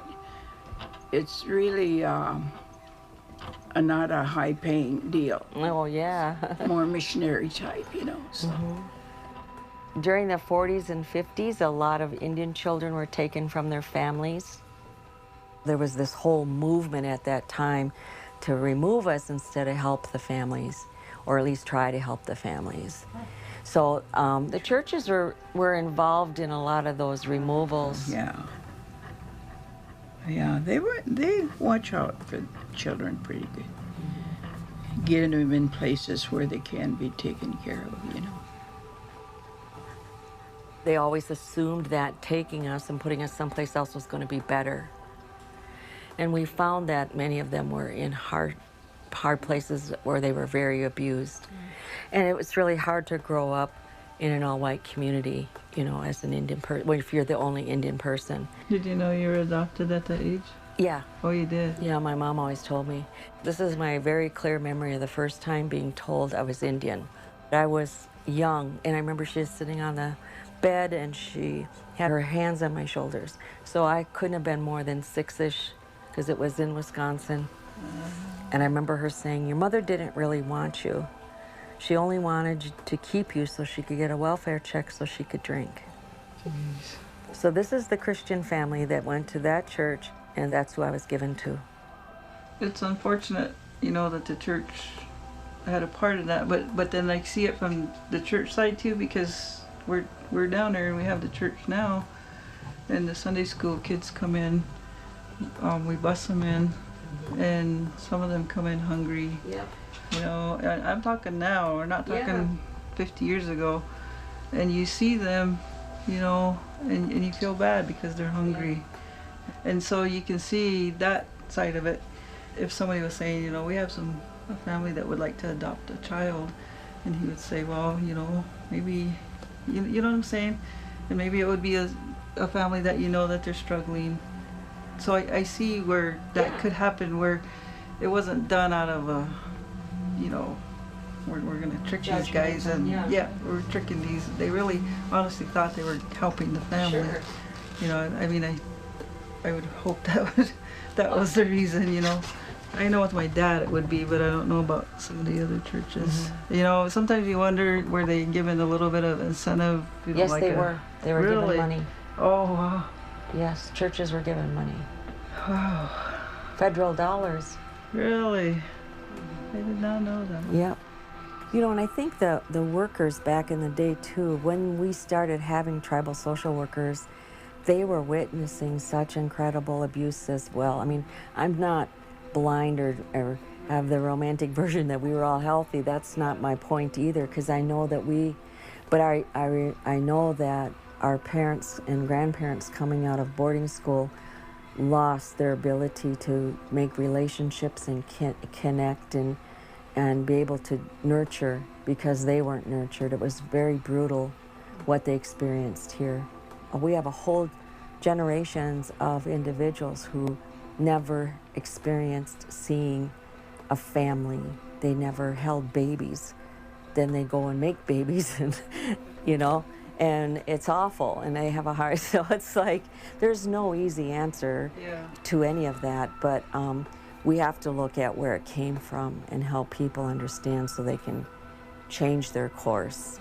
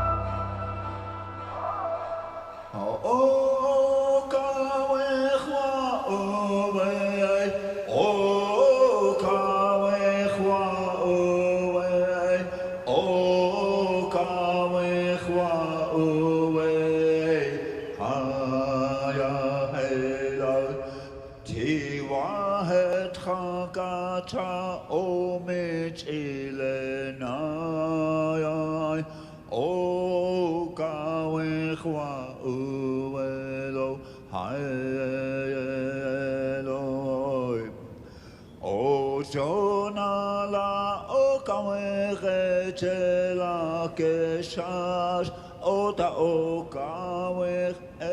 For those of you who are just coming here for the first time, share that one thing that's on your heart. And there's no right or wrong thing to share. If you cry, that's okay, because these tears that we shed are healing. I used to always feel like if I cried and if I let that open, I wouldn't come back. And over time, through telling and retelling of my story, it taught me we have to express some of that and have that nurturing that we didn't get.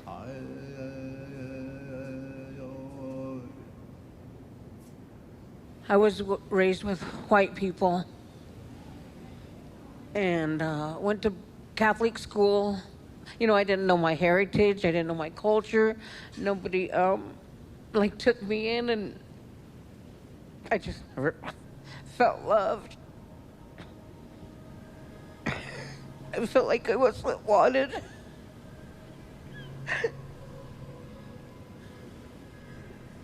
And there's always why. There's always, why were you given away? Like, why didn't she love me, to keep me, to hold me? You know, a daughter always needs her mother.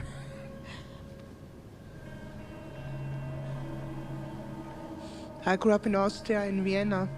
I always felt inside I'm different than the other kids over there. So growing up was hard, because them kids, they know you're different. They gave me bad names. They even called me Mongolites in school. They bullied me. I was an outcast over there. I even tried to end my life at that time.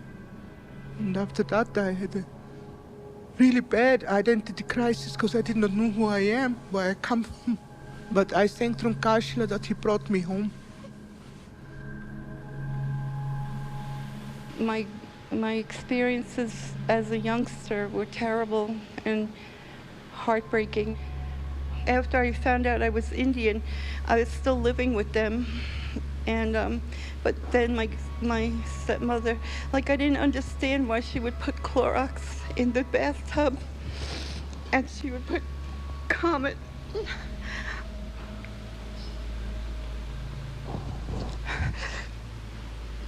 And call me a dirty Indian.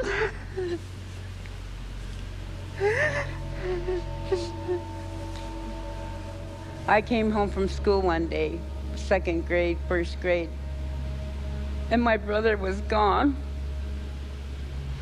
And they didn't tell us. Nobody told us for a long time where he was or nothing. We didn't know where he was. And to find him again, and to see him as an adult, and to see him doing good, I'm so proud of him.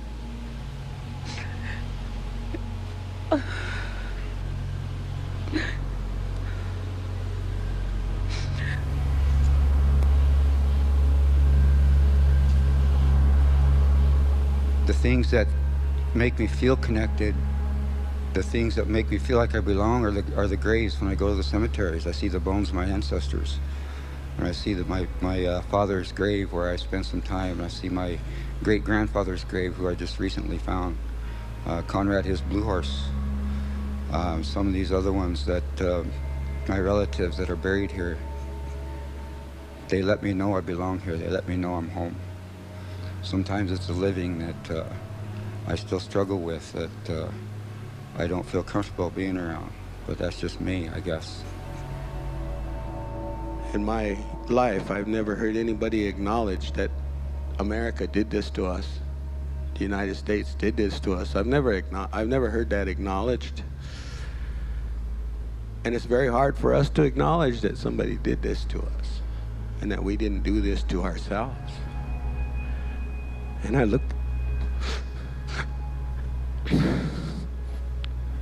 look at my grandsons and my granddaughters,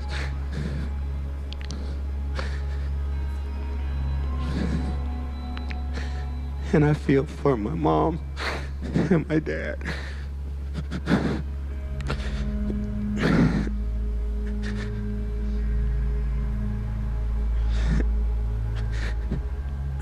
And I feel for all the people that stayed here once we were gone. Because this was a big evil that hit us.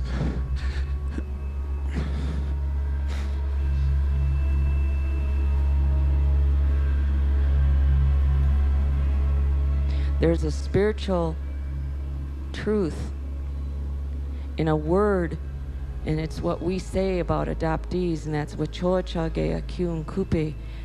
Generation after generation, we are coming home. Wachoachage means that generation past, the generation present, and that generation yet to come.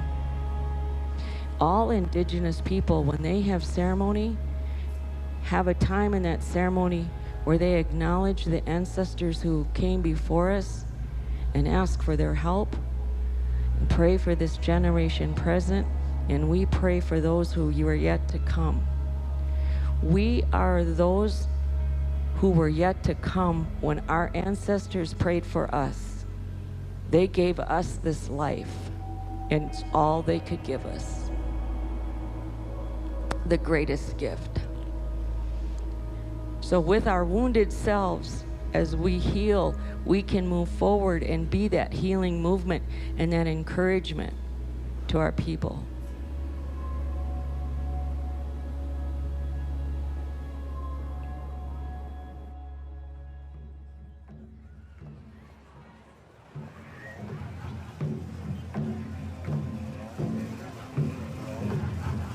Now, ladies and gentlemen, it's a beautiful gathering, beautiful evening here. 139th annual celebration here at Rosebud. We have a lot of things, duties that we have to abide by to make sure we observe the honorings and respect that some of these things deserve. Always mention a degree of patriotism we have in our Indian country. We're the original inhabitants of this land.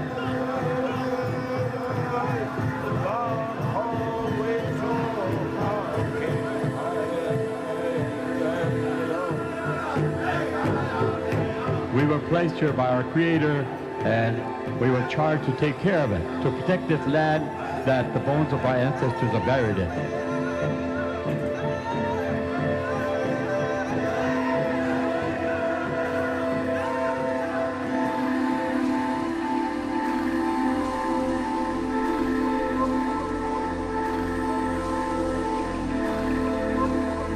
Red Plains, pick it up after that. Elk Soldier, Grand River, Red Leaf. Be ready. All right, no breaks in the music. Go ahead.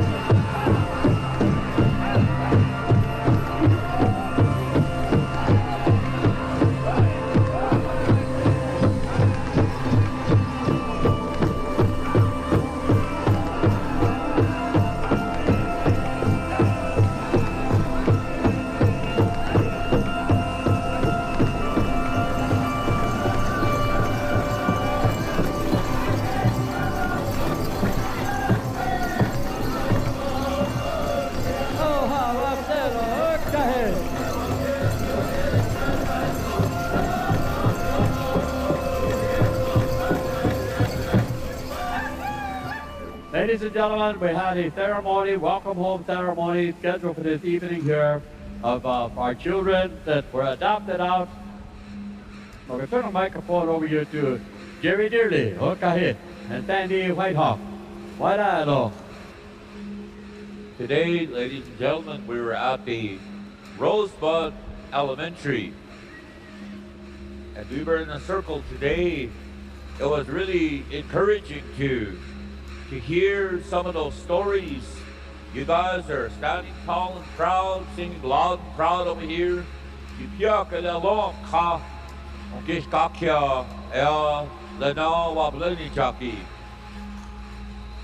At this time, I would like to turn the mic over to Mr. George Macaulay, Sandy Whitehawk's husband and companion. Thank you, friends and relatives, for giving this time tonight to do something that is very special for my wife.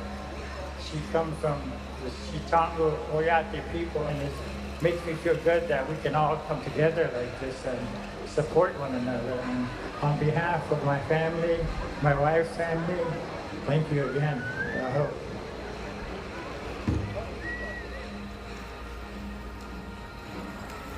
Apektu washde, chante washde onape chiyuzapi. My name is Sandy Whitehawk. Lakota miya chokata najiwiya. Wablene cha wokata blohamani. In 1989, I stood for the first time and heard the drum and saw the beautiful strength of our beautiful Lakota people. It was the first time I came home after being raised in the white world. Many people think that being in the white world has a lot of opportunities and that we lived a good life. Some had opportunity, some had some stability, but what we didn't have is that identity, knowing who we are, knowing where we come from. As adoptees, we're not looking to be pitied. We're not victims. We're your relatives who have been stolen. And many of us come back into the community and we don't want to talk about what happened to us out there. And when we don't do that, it doesn't heal. But we need to do it in the safety of our people, the circle of our people. One of the strongest and most important healing energies for me was the drum, our songs, our ceremonies, and most of all, the visiting and the encouraging that we do as Indian people. And so for those of my relatives who are out here, this song is for you. This healing, we pray, will go into that place in your heart where no words go, where no words can be expressed. The sound of these jingles, the dance that they will do, the sound of that drum, go into you and be a salve in your spirit.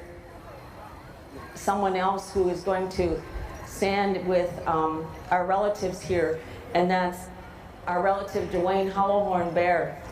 What he'd like to offer is to put on his regalia, walk with them, and bring them out.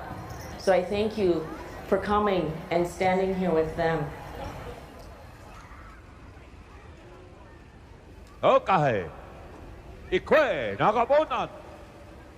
Now the healing dance of the jingle dress style of dance.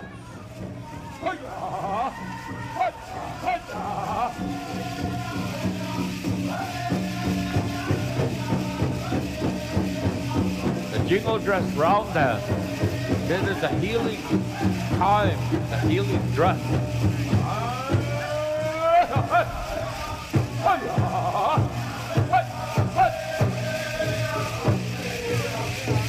That's how the Ojibwe people, the ICWA Oyate, wanted the people to heal, and they gave this dress from their jingle dress society to the people of the world.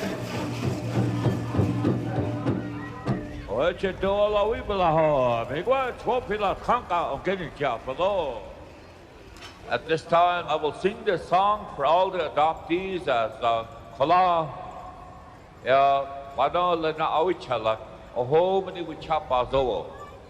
Ay ha yo he yo yo, ay ha yo he yo yo, ay ay ay ay ay, ay ha hey hey yo, hey ho, hey yo, hey yo, hey ha yo, hey yo, hey hey hey hey hey, way ho, hey yo, hey yo, hey ho, hey yo, hey yo, hey ha yo, hey yo, hey hey hey ho, hey.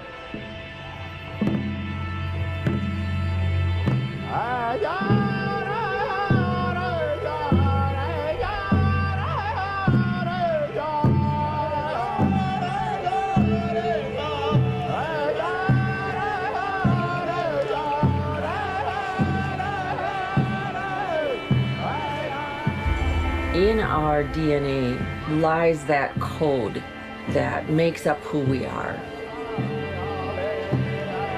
I know anyone who returns to their homeland, anyone, whether they've been adopted or not, if they've been away from their homeland and come back, feel that reconnect. It's something that's in our DNA. As Indian people know, through our songs and ceremonies, we can remove that trauma that's at that cellular level. We can change that so that now our next generation doesn't have to have that stored in their being, in their essence. Blood memory, to me, that's the best way I can explain that.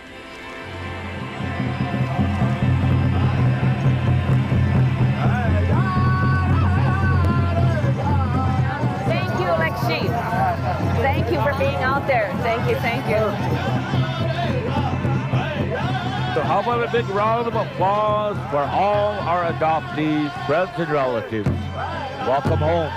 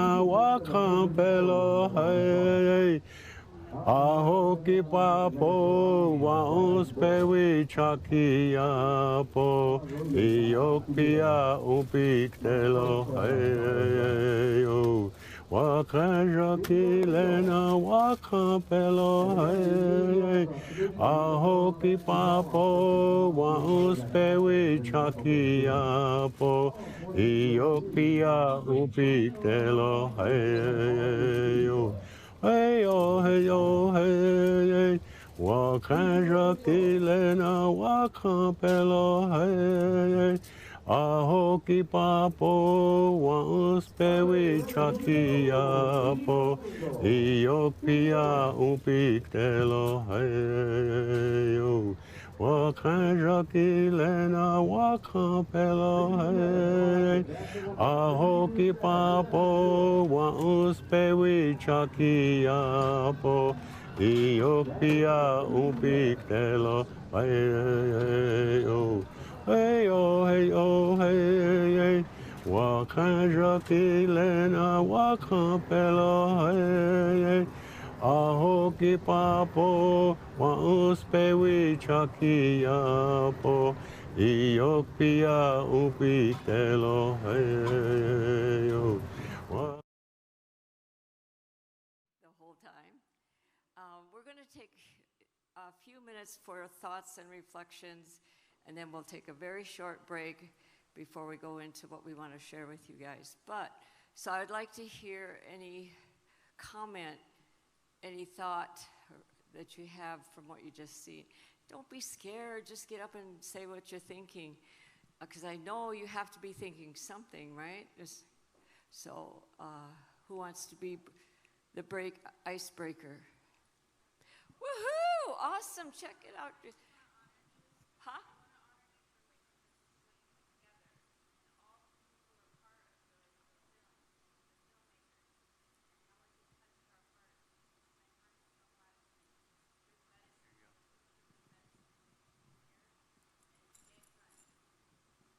Well, thank you, Opilatonka, for those words. Thank you, thank you. Do we got a microphone runner? Yes. All right. Did you guys hear over here what she said? Could you say it again? Because, wait a minute, the microphone's coming. Because they didn't hear that over there.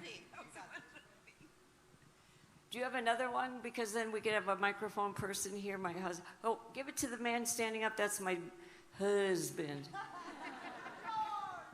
George. If you friend me on Facebook, I do a series called Life with George, because he's the man. He's an old res dude. What can I say? Old school guy. All right. Okay. I just want to thank you, Sandy, and the people you brought together to bring this film to everyone, to the world. This is something that it really touched my heart, as I'm sure it touched everyone's heart here. And it's good medicine. It's good medicine for the students here. It's good medicine for the generations today and the generations tomorrow.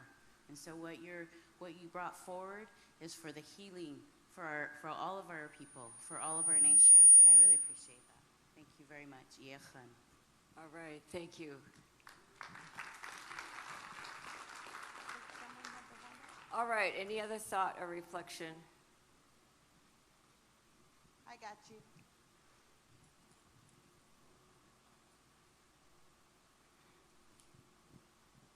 Hello, everybody. My name is Samuel Davenport. I'm here with a team of members, UCLA, representing the MSW program. I think it was very touching to witness the power community has in establishing a foundation for people to understand themselves in the world that they're in. If it was one word that I took from it was empowering, right? It was inspiring. Just to go a bit further, I feel like if I consider my own identity as a black man in this country and watching this documentary, I would use the word empowering because it helped me to understand how community can be used to help my people too, right? In the struggle that we've experienced, that we continue to experience. And, you know, I think it's a safe assumption to say that we will keep on experiencing if we don't, you know, establish the, again, community. We need to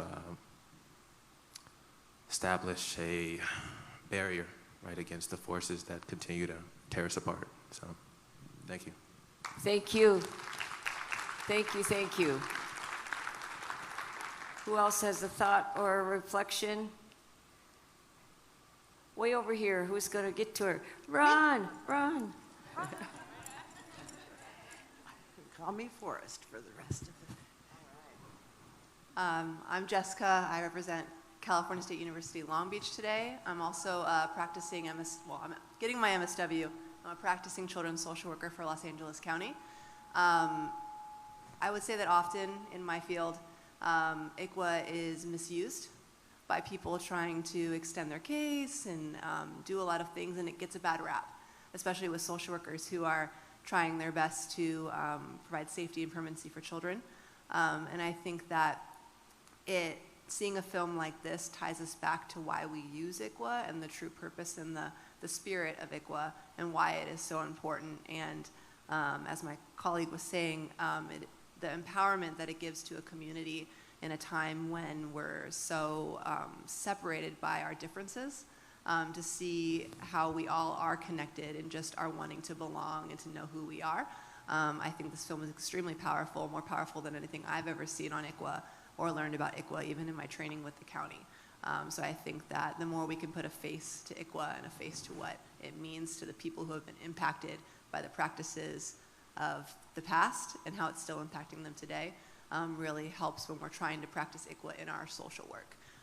Because it is practiced every day, and oftentimes social workers get frustrated by having to notice 5,000 tribes you know, but it's important work that we do, and it's important to do our due diligence, because for the one child that it reunites with their people, it's meaningful. So that's what I got from it. Thank you. Well, and then just overall, the narrative that children will fare better when they're taken away from their families. And I don't know who in here grew up in a addict home or had abuse in their home.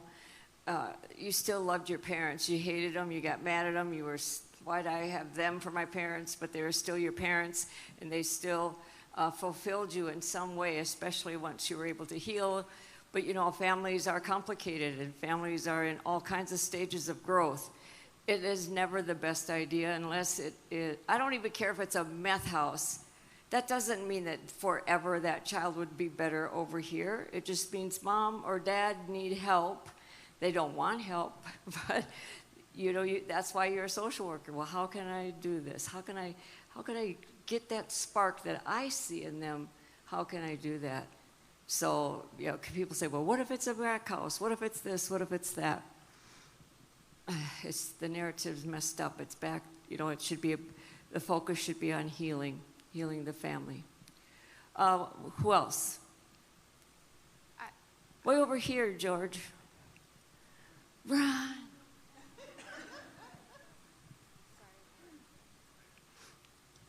Hello, everyone. I'm Alejandro. I'm getting my MSW at San Diego State University. And first of all, I just want to say thank you for allowing me to watch your documentary. It was very powerful, especially because I remember last year I was doing a paper on ICWA, and that's when I first learned about it.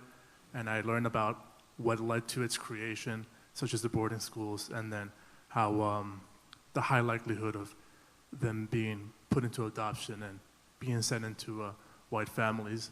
And just seeing here just all the people that contributed to the documentary and just sharing their experiences in those boarding schools when they were adopted, that was really powerful. And then I remember learning that it was going to be heard and the Supreme Court was going to make a decision. And at the end, there's a reference to that. So I was super curious. I did Google because I didn't keep up with it as much as I should have. And I was really happy to learn that there was a ruling in favor of ICWA. And I'm just happy because, you know, that means that this best practice, you know, in social work will be maintained. But that's all. Oh, well, thank you. And yeah, we were very excited that ICWA was upheld. We can talk about it later. I don't want to go into it. All right. I always have to say this. Am I doing it right? Are we going there? You tell me when we need to stop. Next. I have a question. Oh. Hi, my name's Jasmine. I'm representing CSUN.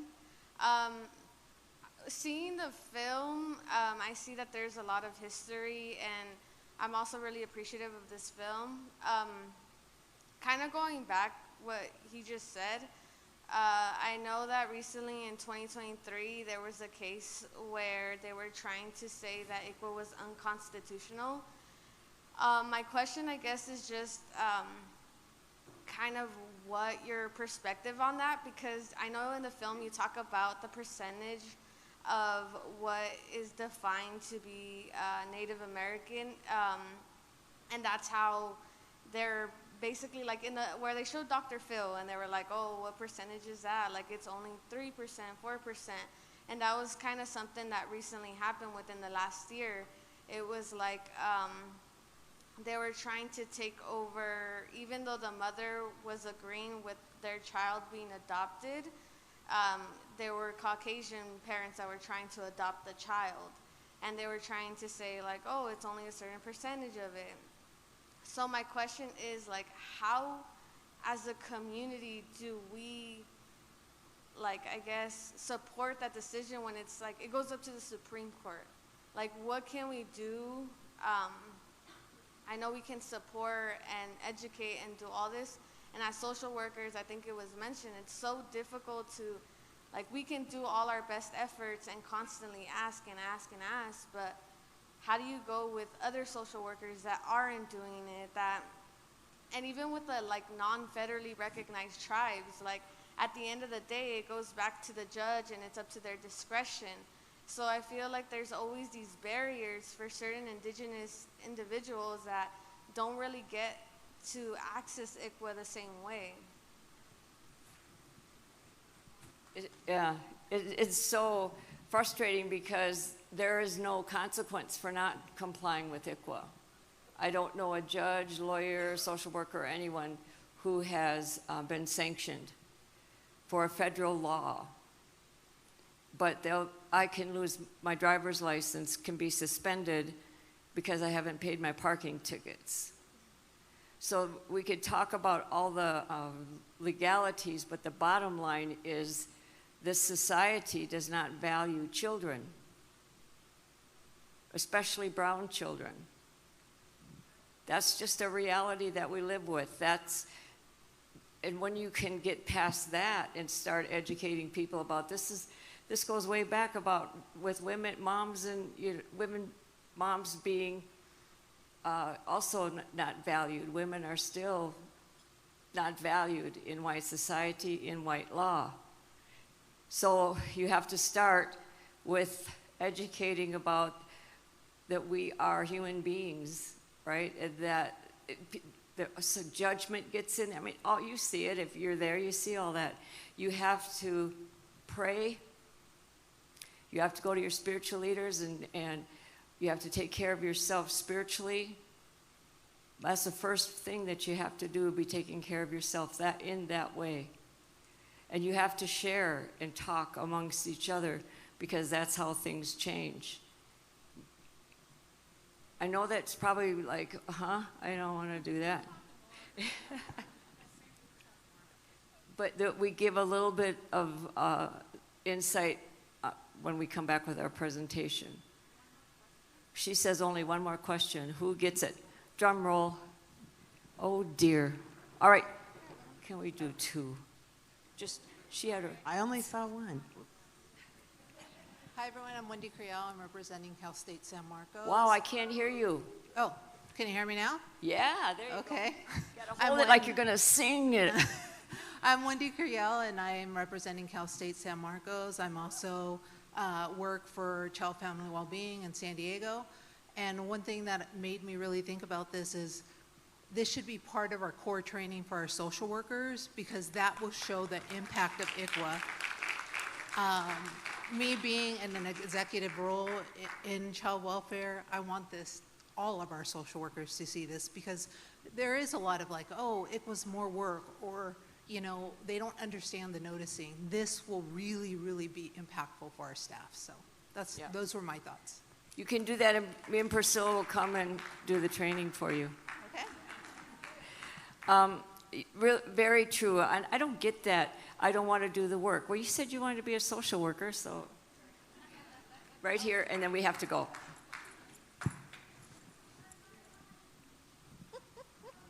I'm like jingling through.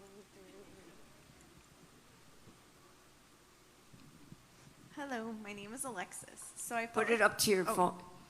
So I felt like the film was very inspirational, but I'm kind of left on like, I can see both sides. Like it's very hard for me to like definitively pick a side. So it was hard for you to defend what? No, to definitively like pick a side. Like I side with this. But the film mentioned blood quantum and the measurement of Indian ancestry. Do tribes do that? Do they pick and choose like, well, you're 25% versus you're 3%, and they kind of like choose, I guess, like you can be part of our reservation, but you can't. And another part was, do you believe there are flaws in ICWA itself in the indigenous community? First question, I don't really see any flaws in ICWA. Different tribes have different cutoffs for their blood quantums, and some tribes don't use any cutoff at all. However, the tribes that have cutoff often have what they call an ancillary role or some other role on the side. And there are some benefits and they recognize them as their relatives. You see, that's one thing that's different between white society and Indian tribes is we see whether or not this blood quantum thing is, you're still our relative. You're still someone's niece. You are still someone's granddaughter. You are still someone's cousin. So we don't see it that way. But the history of blood quantum is another hour to talk about. And it developed by a man who raised quarter horses, and it was designed to breed us out. So it's not something we ever even, like, I don't meet people who go, hi, my name's Sandy, I'm 50% Indian. How are you? We just don't do that. I mean, and we joke about it. We got all kind of jokes about it within our... I was in the probate office looking up some stuff, and he goes, holy, you might be a four-wheeler. Or, no, you might be a 4x4, which had meant I would have been whole, 4/4. But it's just recognizing that, we can take and tease like that, but the reality is that's not how we identify ourselves at all. So does that answer your question? Yeah. Okay, cool. All right. Sandy? Ooh, you guys are in for it now. Here it comes. One way to look at that blood quantum question is, would you love your grandkids less because they're 25% of who you are? Would you love your great-grandkids less because they're 12.5% of who you are? Or would you do your best to take care of them and love them and be a part of them? Judge William Thorne. Well said. I just want to, before we transition, ICWA is in place because of tribal sovereignty. And these attacks by Mark Fiddler and his colleagues is an absolute attack on sovereignty. So tribal governments have the authority, like any other government, to determine who their citizens are. The United States decides whether you're a United States citizen. So our tribes do the same thing. It's not any different than that. And in our communities, and our elders, I've had elders say, if you have one drop of Native blood, you belong to us. You're part of our community. So this whole blood quantum thing is smoke and mirrors, and it's not in ICWA. ICWA doesn't talk about blood quantum. That's a legal strategy that is being used by these lawyers who are attacking ICWA. And you can absolutely believe they are making money on those cases, and we can, I don't want to get into Mark because that's a whole, he's the guy we love to hate in Minnesota and beyond. Yeah, hello. Hello. The one I'd like thing to say something about Mark. Because I think Mark is the exact example of why we need ICWA. Because if you remember in the film, Mark's father was raised in boarding school, but never talked about it because he was probably traumatized. And in boarding school, you were taught to not like yourself and not be Indian, to hate being Indian. So that's how Mark's father raised Mark. And so Mark has that historical trauma to not love who he is and to hate being Indian. So this is that trauma passed down. So and you can see that and hear that when you listen to his story. Exactly. And when he listened to his aunt or cousin, his cousin. Yeah, you could tell the difference between how he was raised by a person from boarding school with that misparenting. Anyway, that's all we can say about Mark. Yeah, absolutely. Karen Cold-Thorne. Yeah.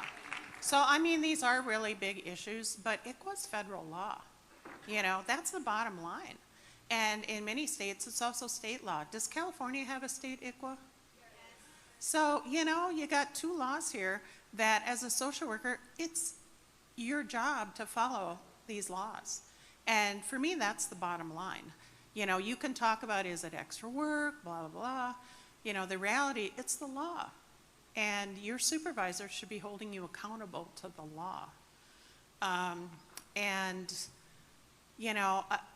Our child welfare system, the way it currently operates, is not designed to take care of families. It's not.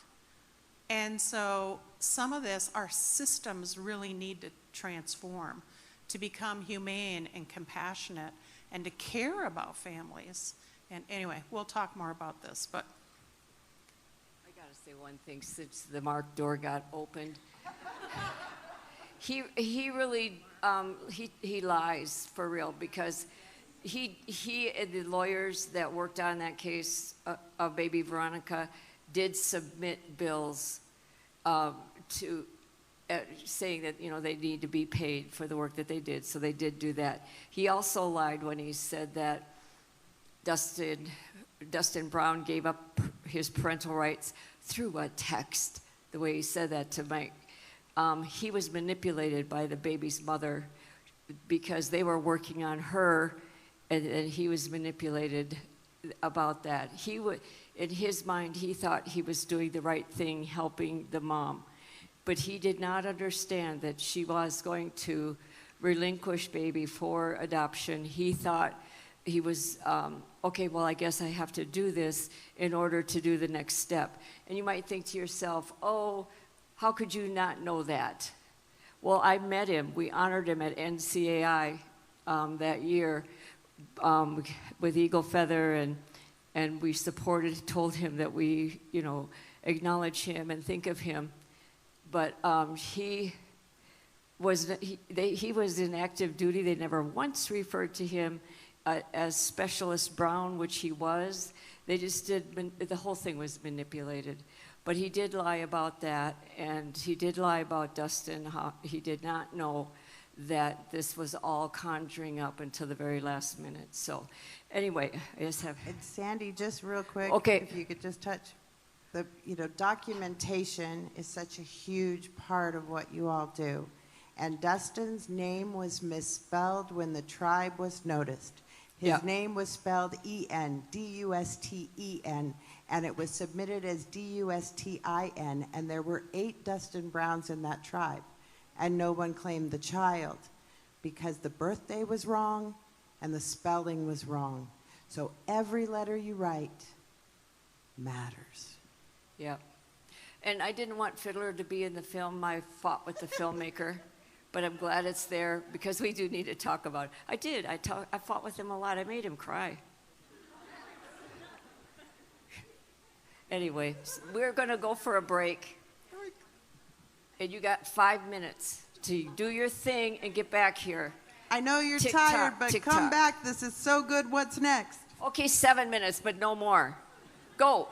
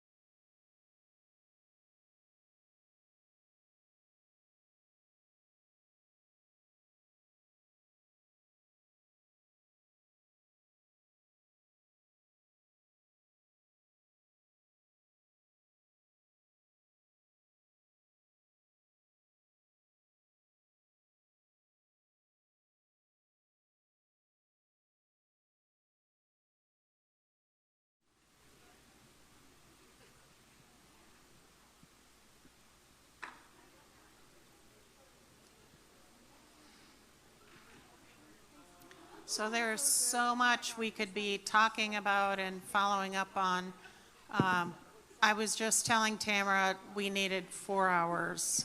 Yes, we Because did. 3 is not really enough. I do want to point out that you'll notice that we do have blood memory up there, and that's a real thing. And we now know by science that, you know, we carry the DNA of our ancestors for 7 or more generations. And that's the hard things, that's the genocide that our communities experience, but it's also the resilience, right, and the strength. And it's so important to remember that piece, because I think it's really easy to you know, stay focused on the really horrendous things. And they're important, right, but it's not the full picture, and we need to remember that. One of our elders that used to come to one of my summer institutes on American Indian Child Welfare used to say, the truth is the truth. And, you know, Sandy and I were going to have T-shirts made. Okay, he said the truth is the truth and can't be changed. So he made a great, he got a great example when somebody said, yeah, but the dad doesn't want to, he just now wants to be part of the child's life after 2 years being real judgy, right? And he says, but it's still the truth that this is the child's father. How do we help them do this? And coming from that, it's been a real good teaching tool. Next slide, please. Next slide. Sorry. So, you know, you heard about this in the film. I'm hopeful you've been taught about this. You know, that legacy of child removal in our communities and the long-term inequities and trauma that has resulted. When you take away everything from a people, you take away their homelands, you take away their religion, you take away their systems of governance, and then you blame them, right? And then you break up their families, and then you blame them, right? So our communities live in really that legacy of economic poverty, and child welfare is really slow to acknowledge that. You know, that families need help and assistance. They need concrete resources, you know, and that removing their children continues that kind of disruption in our communities. And I'll talk in a little bit about how tribes are doing it differently, because I really believe the answers to this lie in our tribal communities. Next slide. So this is a model I worked on with some people for the Center for Tribes a while ago, and it's really recognizing that intergenerational protective circle around our children. And our kids are in the middle, but they're surrounded by family, extended family, cultural family, and all the things that make up a society, right? Our foods and our lifeways and our language and our traditions, our art and our dance and our music, and all of those kinds of things. And, you know, we were much more of a collective society than an individual nuclear family. And so that intergenerational connectedness, and in some of our languages, including the Anishinaabe language, the word for great-grandchild and great-grandparent is the same because they are connected. And so those teachings are embedded within our cultural teachings. And then we have in our communities what I call supportive care, and that's our programs that are designed for our tribal communities. And that's, to me, an opportunity for our tribes, our tribal child welfare practice, to really change and restore that intergenerational connectedness. And then we have our tribal nations, and we always have to remember sovereignty. Otherwise, people try to make you into a racial group. And it is that political status that is really always critical to remember when you're talking about tribes. And that tribes have retained rights. They weren't given to us. We retain them from the time the colonizers came here. And that's the right to self-governance and to making a lot of those kinds of decisions. So I am fortunate to work with a tribe in northern Minnesota that's right next to my tribe, the Red Lake Nation, and they changed the title of their child. It used to be Child and Family Services, and they changed it to Intergenerational Family Wellness. And that's what they really focus on. It's about retaining kids with their families. It's not about removing kids. And if they have to do that, it's very temporary. And it's like 99% of their cases are with relatives. And those children, the expectation is they will return home to their families. In the last year, they have spent almost $2 million providing concrete resources to their families who come to their attention so those families can raise their children in a safe environment. So they've, cleaned homes, they've, restored homes that were, damaged. Of course, they have a lot of mental health services. Their mental health is incorporated within their child welfare system. So they staff cases together. They have cultural people who have a meaningful role in the organization. And they're really doing some fantastic work. And they've reduced their out-of-home placement since 2015 by almost 70%. That's the kind of work that gives me hope. Because I've spent many years trying to work with the state and the counties, and Minnesota has horrendous disproportionality. And there are a lot of good people in those systems, and yet the disparities don't change. And so my hope is in our tribal communities and our tribal programs, our urban programs. I know my two aunties has been very successful here in California. Yay, Karen! And so it's that relative approach, right? That intergenerational connectedness. And Native people are really good at creating relatives wherever they go, right? And so, we need to remember that in our own communities. And I think our elder talked earlier about spirituality. That's the core of our communities.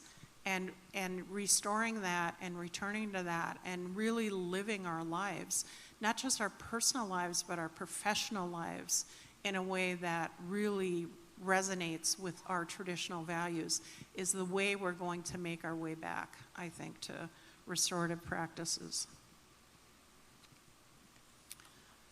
Next slide. So I like to talk about, because I'm a social worker, the different levels that we need to do this. And I think, Sandy talked about this too. So you have to be a self-reflective social worker. And that means knowing what your values are and living with that purpose consistently, whether you're at work or at home or in the community. And I think it has to be grounded in compassion, both for yourself but for others. The organizations you're going to work for, they all have practices and policies and values. So go there with a critical eye. You don't have to go along if your organization isn't following ICWA, or if it's not reaching out or engaging with tribes. You can help change that. Individuals can make an enormous difference in whatever organization you go into. And you do that with humility, right? You're not going to tell people what to do. And you also partner with the tribal community in doing that, so you're not doing that work alone. And then stay connected to your community. If you were raised outside your community, try to go back and learn about that. You know, be really curious for yourself as well as for the people that you work with. Because there is something in collective healing that is incredibly powerful. And in that identity, and knowing that you're working on behalf of the community. You know, the thing is, in child welfare, it's very siloed, and your professional and your personal life aren't supposed to mix. In our communities, it's one and the same, you know, and you need to be authentic in the way that you choose to practice social work.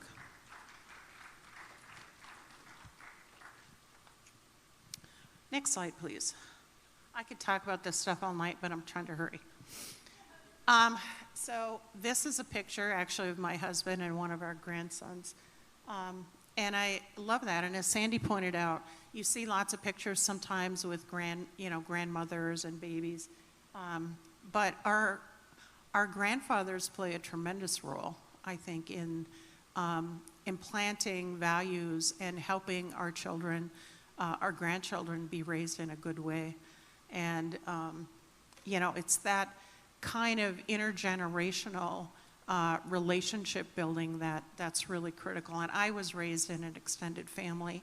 And so it's really cool to see that happening with my own kids and grandkids. So ICWA talks, you know, one of the things that Mark and his colleagues like to do is talk about bonding to these white families. And he kind of talked about that. You know, this family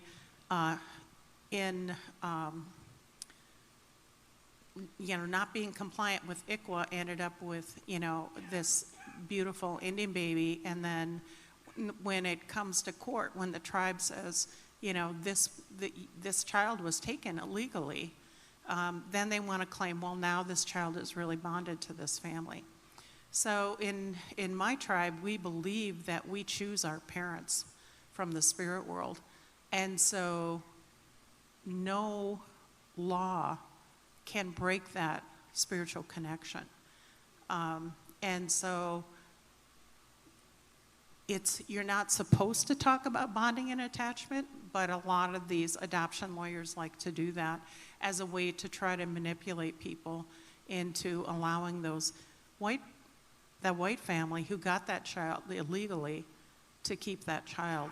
And so I think being part of an intergenerational family and a community that values intergenerational connections is really, when you are raised outside your family, you really lose that. It's really hard. And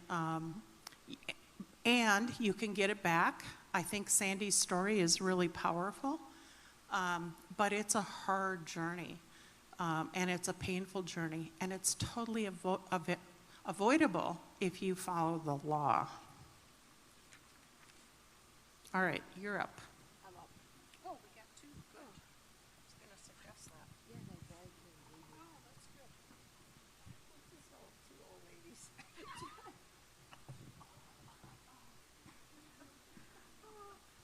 I get up off the chair. Oh, she's more literally so. I said, I guess we're just two old ladies on the road. Oh, I'm not even, can you hear me?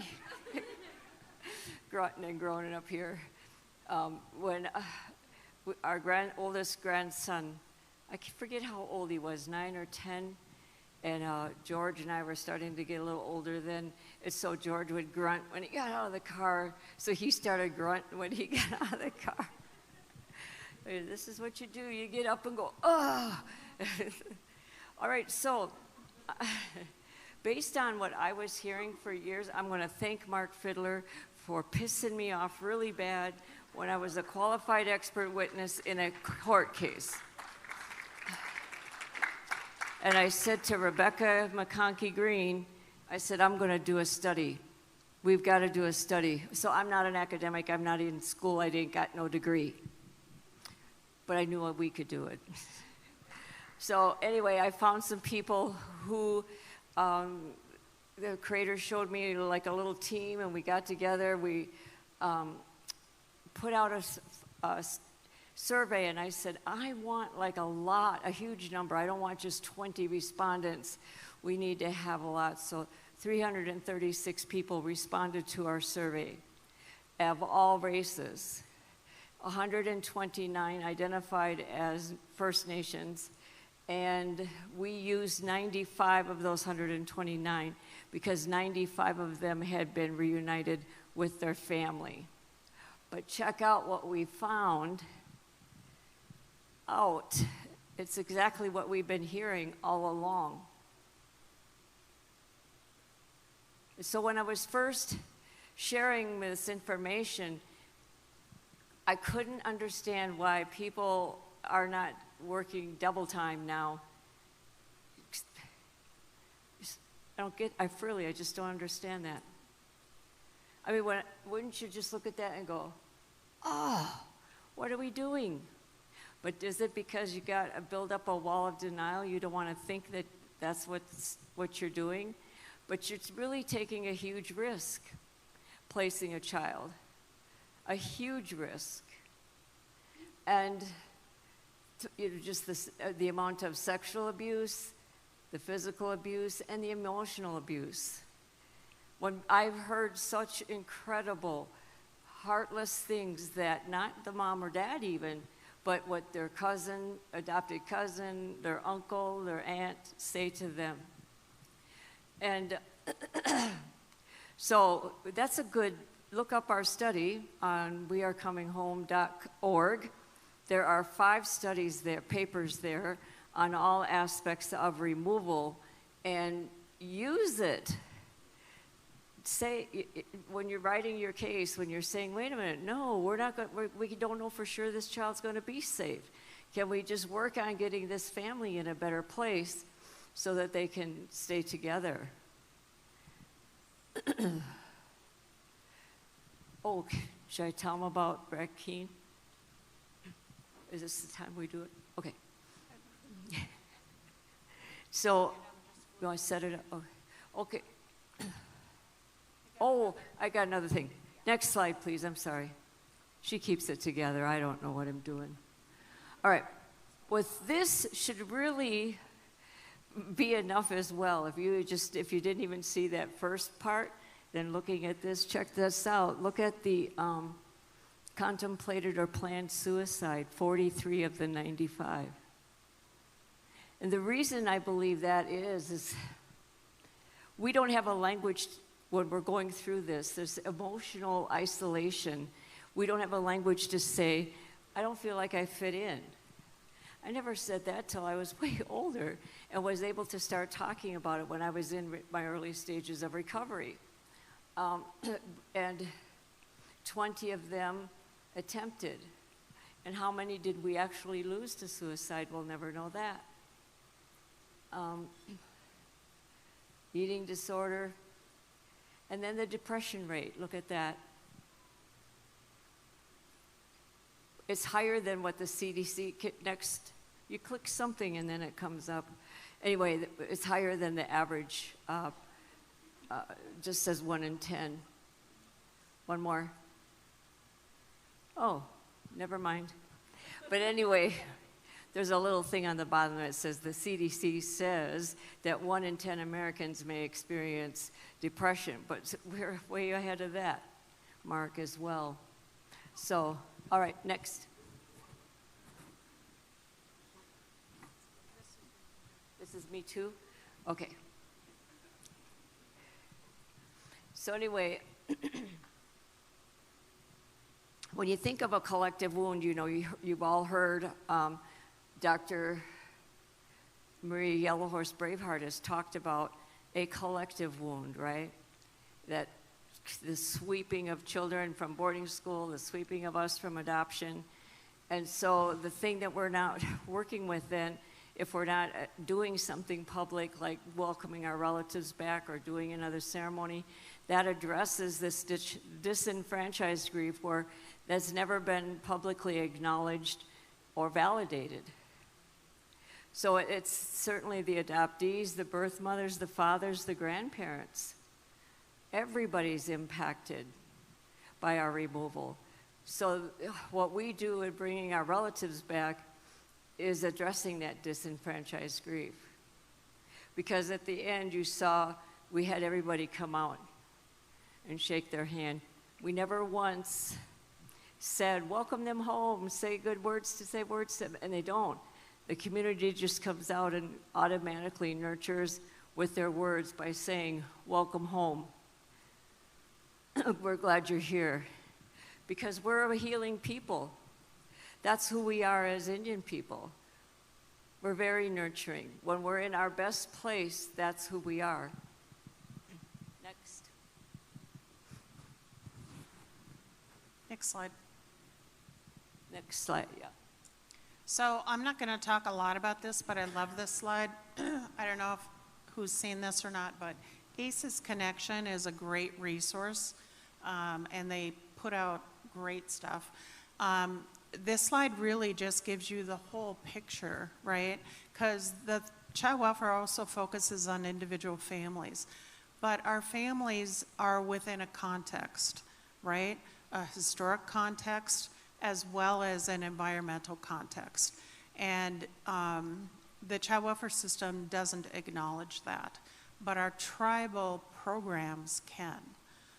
And know about this because it's us, right? So we know about this in a way that public child welfare just doesn't. Next slide. So we want to get into talking about the resilience part and how do you help create resilience. Do you want to do this one? She just settled.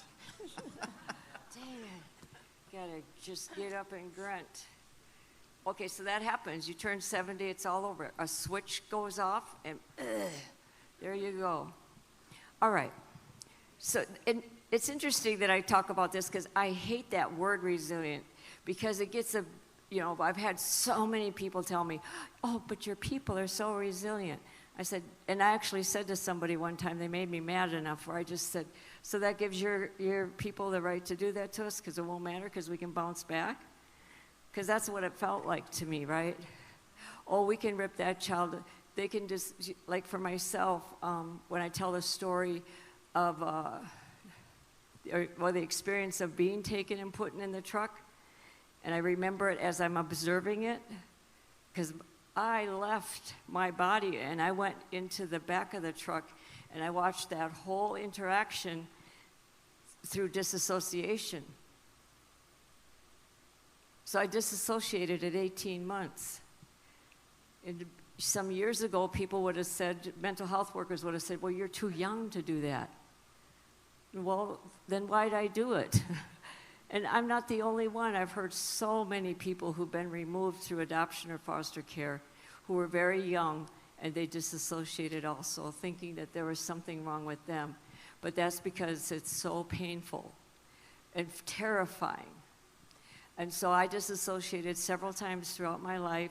The last time I did, I was 11 years old, and it was through an abusive situation. So so I'm resilient and back, but was hell getting back. So one of the things that, there's this list here of all the points that can bring resiliency.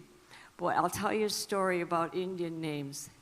So the White Earth tribe asked us to bring their foster youth who lived in the city of Minneapolis up to their reservation and plan activities with them. We had a great time. We took them all over the res, took them to the tribal buildings so they could see that there's a government here.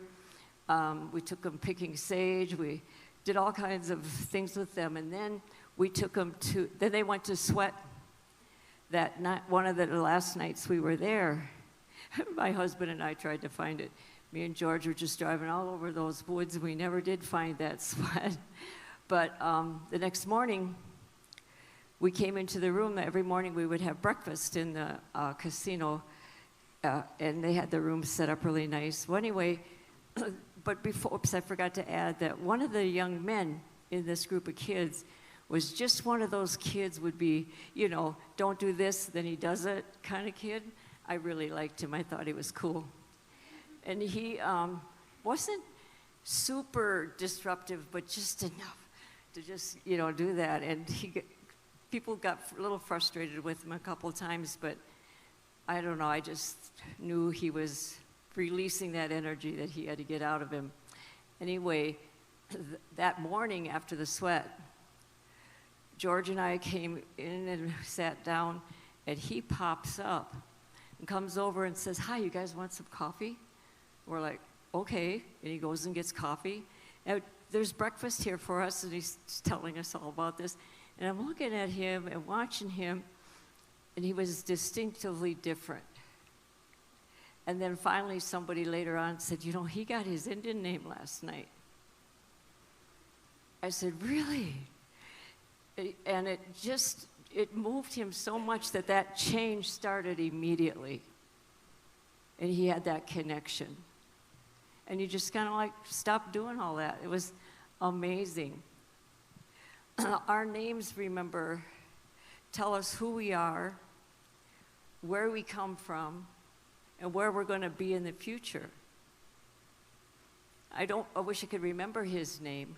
It's like, because, that he's outliving his name, I'm sure, like we all do.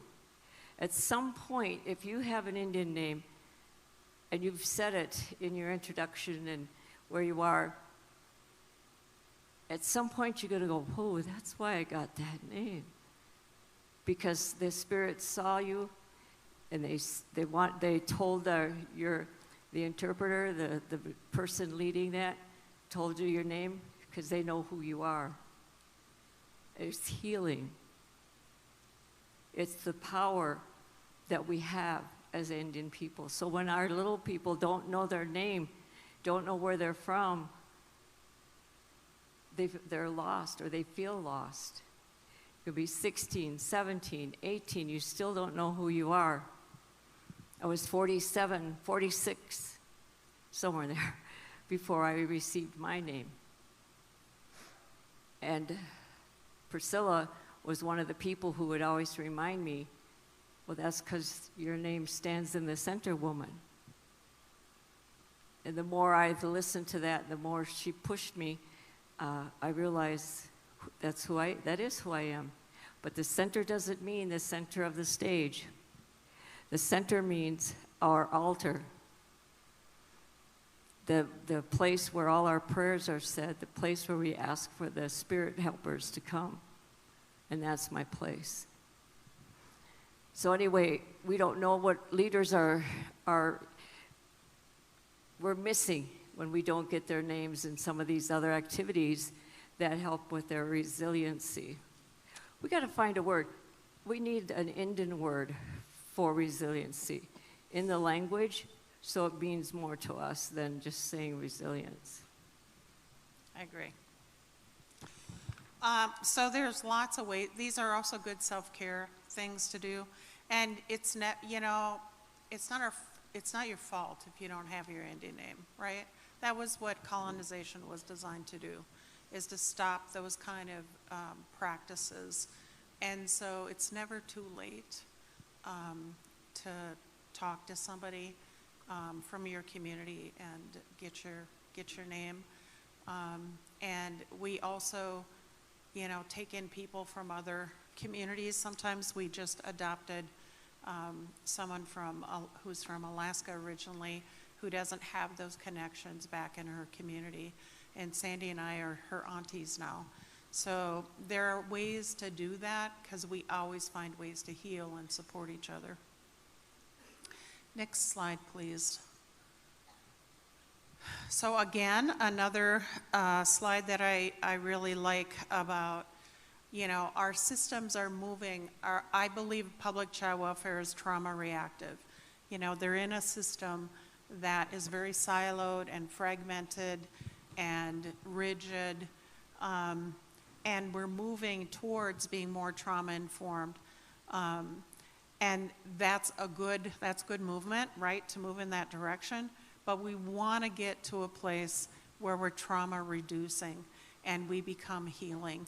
And that's where I see, again, that happening in our tribal communities and our tribal programs, you know, because that's our nature, you know, the things underneath there about being holistic and, you know, really reflecting in our values and working together and being relationship centered. Those are tribal values.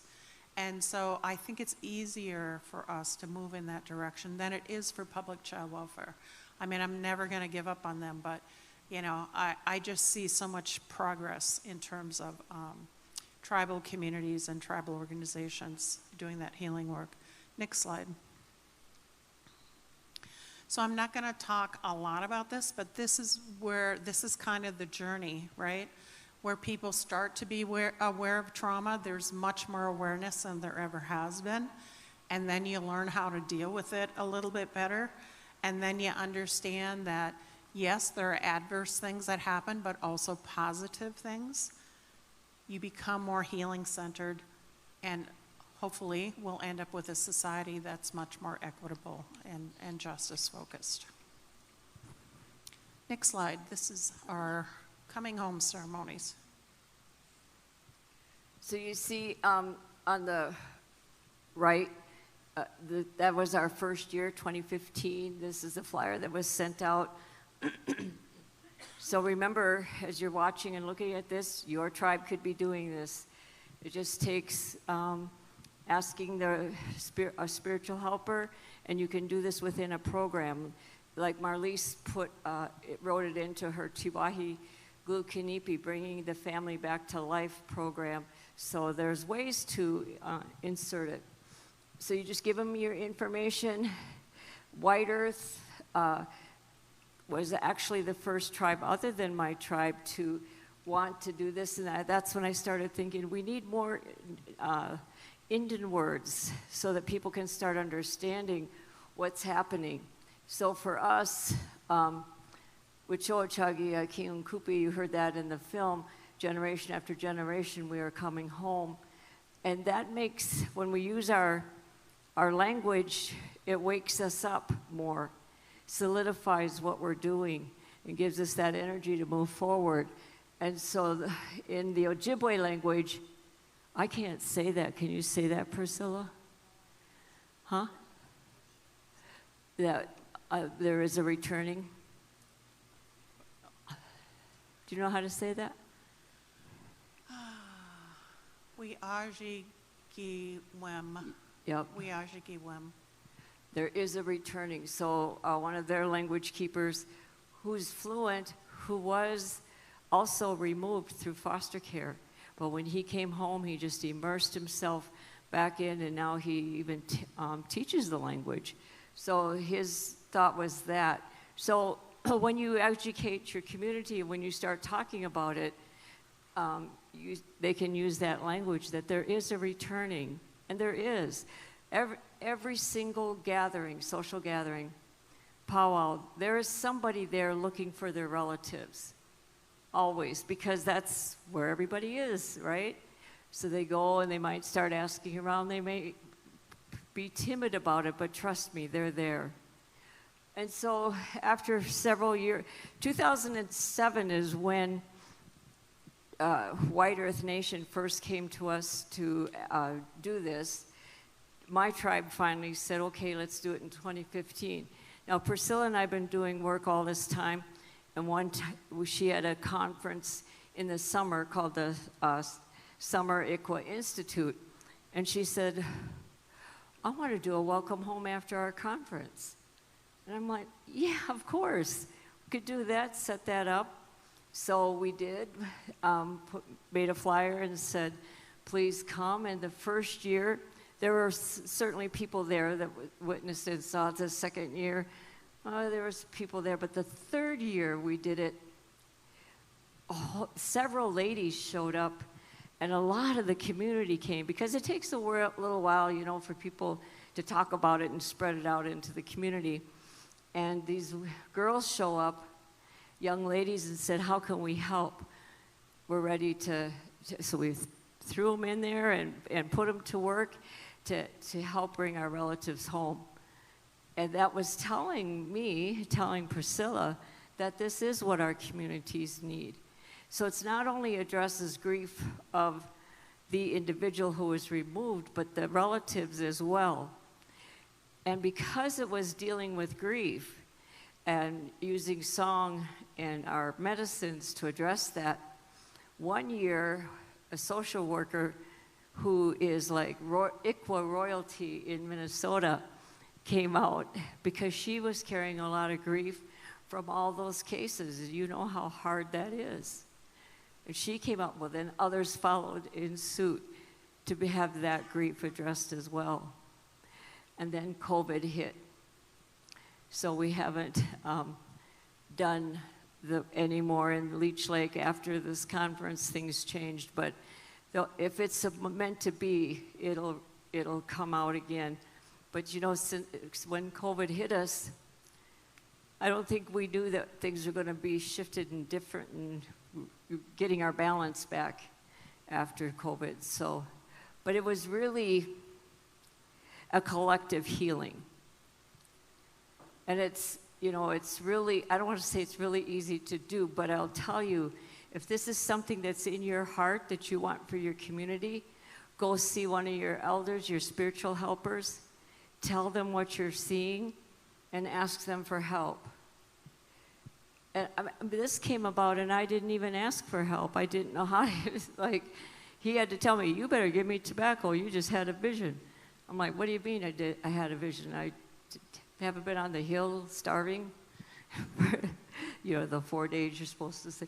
I said, I've done that. He goes, it doesn't matter. The Creator will put in your heart what you're to do when He knows you're ready. So somebody out here will have that. So trust that when it comes. I just want to add to that. I mean, it's really powerful to be at this. And the Summer Institute that I ran for a number of years, we included ceremony. So we usually did a sweat the night before. We opened with pipe, and then we had traditional songs throughout there. So when we did our welcome home ceremony, we used our ceremonial drum and our ceremonial drummers, and they were really surprised at how the community embraced that. And you know, it's really powerful. So don't be afraid to add ceremony into your organizations and your events, because that really is where our strength and our healing come from. And just remember that. Don't be afraid to do that. Because these were university funds. They were $40.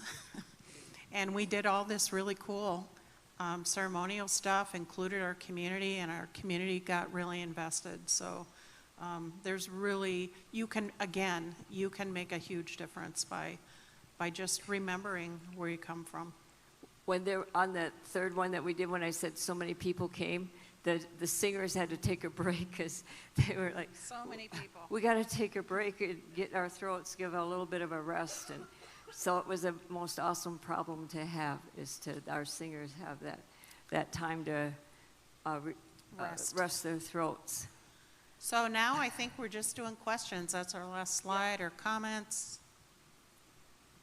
Okay, microphone dudes, where are you? As I look over there. Anybody has a question or comment based on what we just shared? I know somebody's thinking something. It's late. They're young. We're old. It's past our bedtime. When they get done here, they're going to be on, TikTok forever. You got a question, you got a thought, come on. Hi. So I have a question. This elder first. Sorry. We're going to let this elder speak first, then you can. George. Hello. There's no words to be said. Can you hold it a little closer? There's no words to be said because of the spirit of the strong heart nation of this generation that has been for generations to generations that us Indian people have been traumatized through this. And through this time and through this generation, through this prayer, it has come up to here for these ladies to come and to be a part of that, to be a strong heart, to carry this burden upon this, to understand and getting frustrated, getting elderly, body aching, and still going and doing this, and continuing on for the next generation that's going to come. And this is where you guys fit in, because it's bringing both worlds together. And as both worlds together with mind, body, and spirit, when they were asking about what color, we're all related. We're all family. And today we need to work together to heal this generation. I want to say thank you. Because the hard times and the hardships that you've brought you this far on your journey in life to come to understand, to have that love in your heart, to touch the other people in this way. It's a beautiful thing, you know, and I see this, but the thing is that it's even more beautiful is that we're here together and we stand together because of to help this next generation, the future generation, from all these things that was shown on the slides. So we have our job to fulfill. And as these ladies were saying, that the Creator will bring you and put you in these places in this time when it is becoming your time to grow and understand and to be driven through that spirit. To be driven through that spirit, because that spirit, generations ago, that they prayed that they can carry this on. So we have to carry this on today like this to understand, because it's about the future generation. It's about the children, the great-grandchildren. Thank you. Thank you.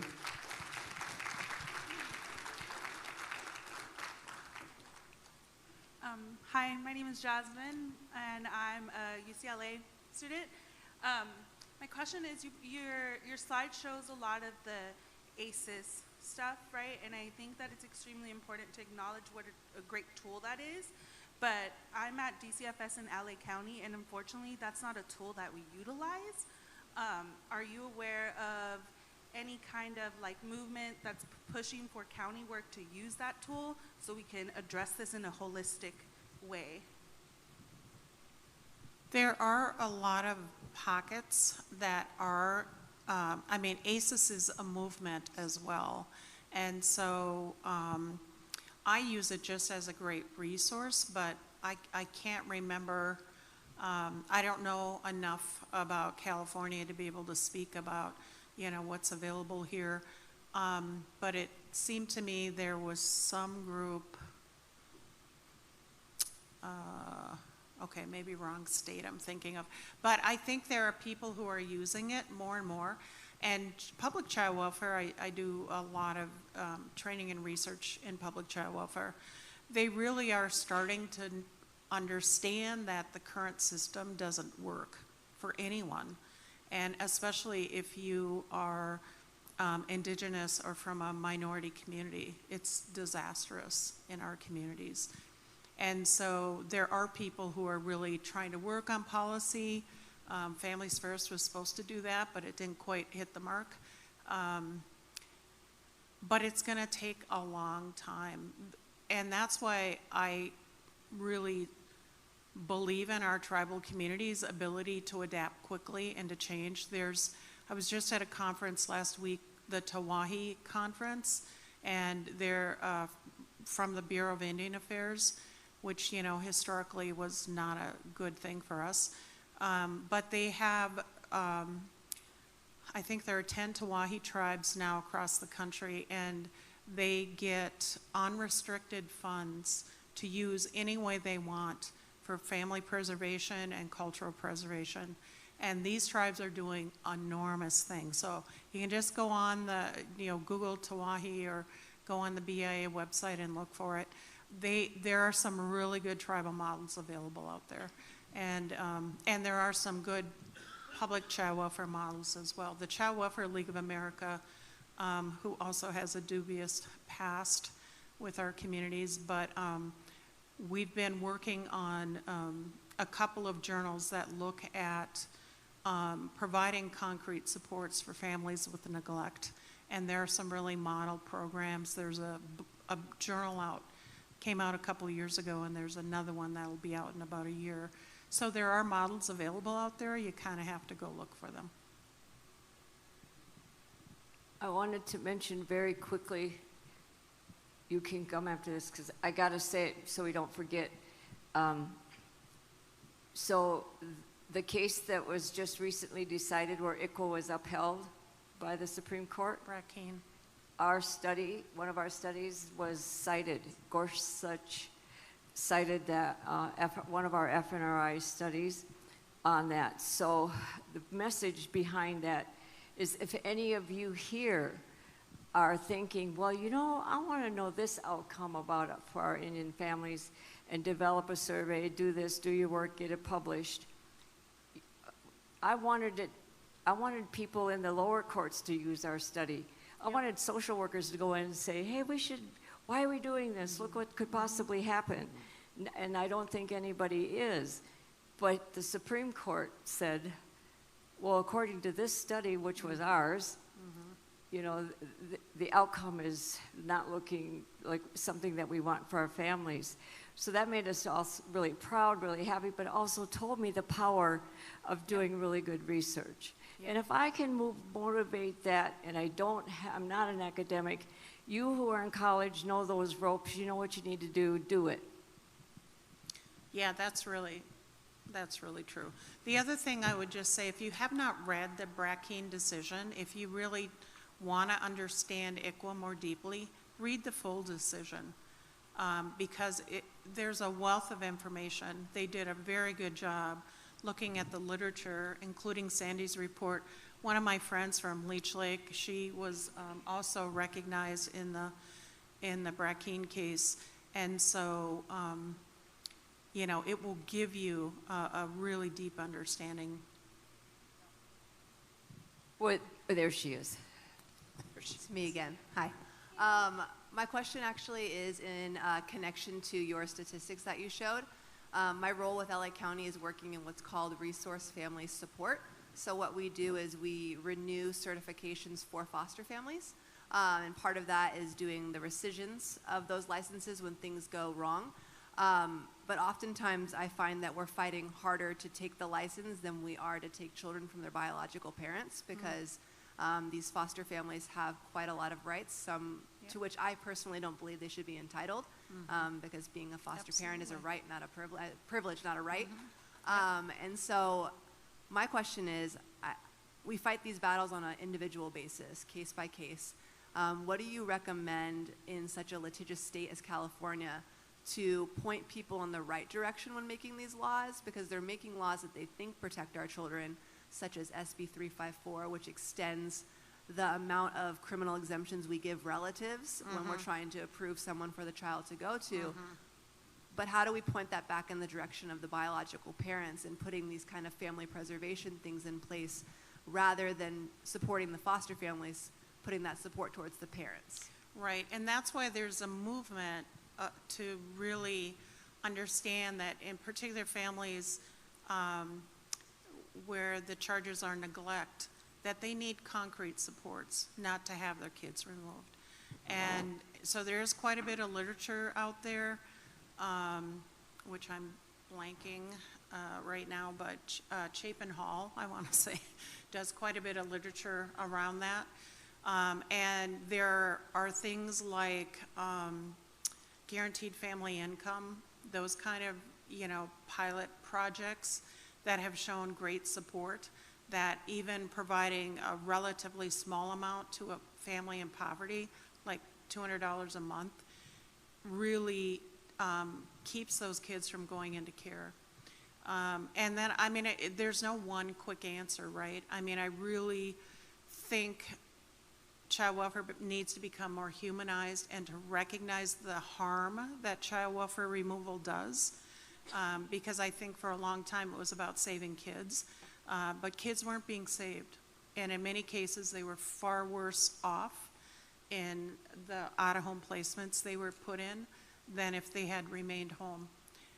So we need to support families, in particular families in poverty, and some of that is just giving people resources, and then really working on healing trauma, generations of trauma caused by genocide, and acknowledging that, the role the system has played. So there's not one easy answer, but there is a lot more research out there than there used to be. It's hard when you're a practitioner, right, to try to do research. So maybe I'd say partner with your tribal communities and also partner with the university that has a child welfare program. Maybe they, are involved in doing some of that research about family preservation.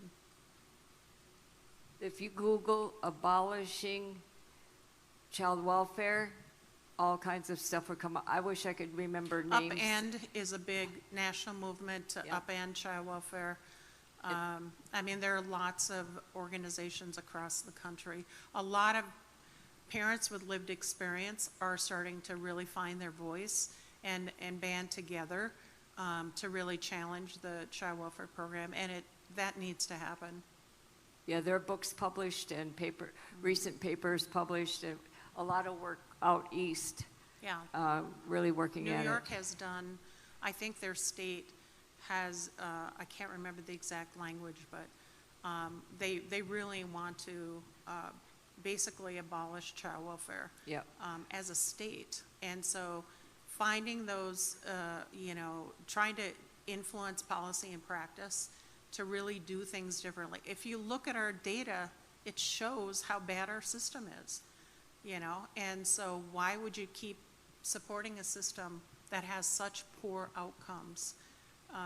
And resource families should be that, right? Yeah. They should be a temporary resource.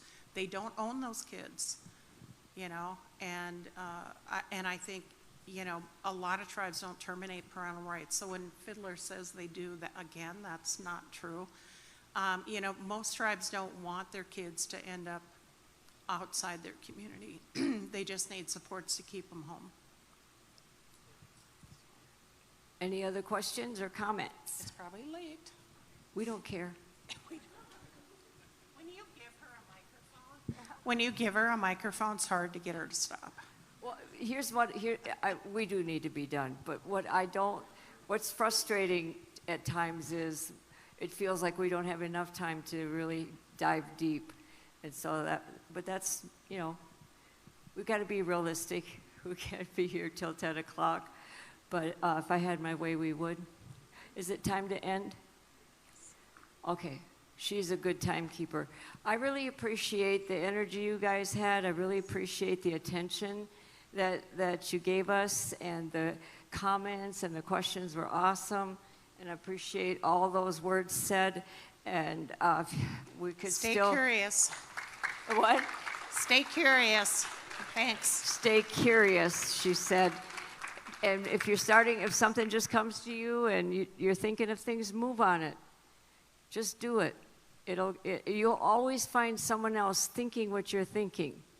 And if you go to your spiritual leaders, that's where the power is. And Chris told me not only you can't stop a vision, but any change or anything that's going to happen has to come from the grassroots people. That's where the power is. So that's where you go. Thank you, guys.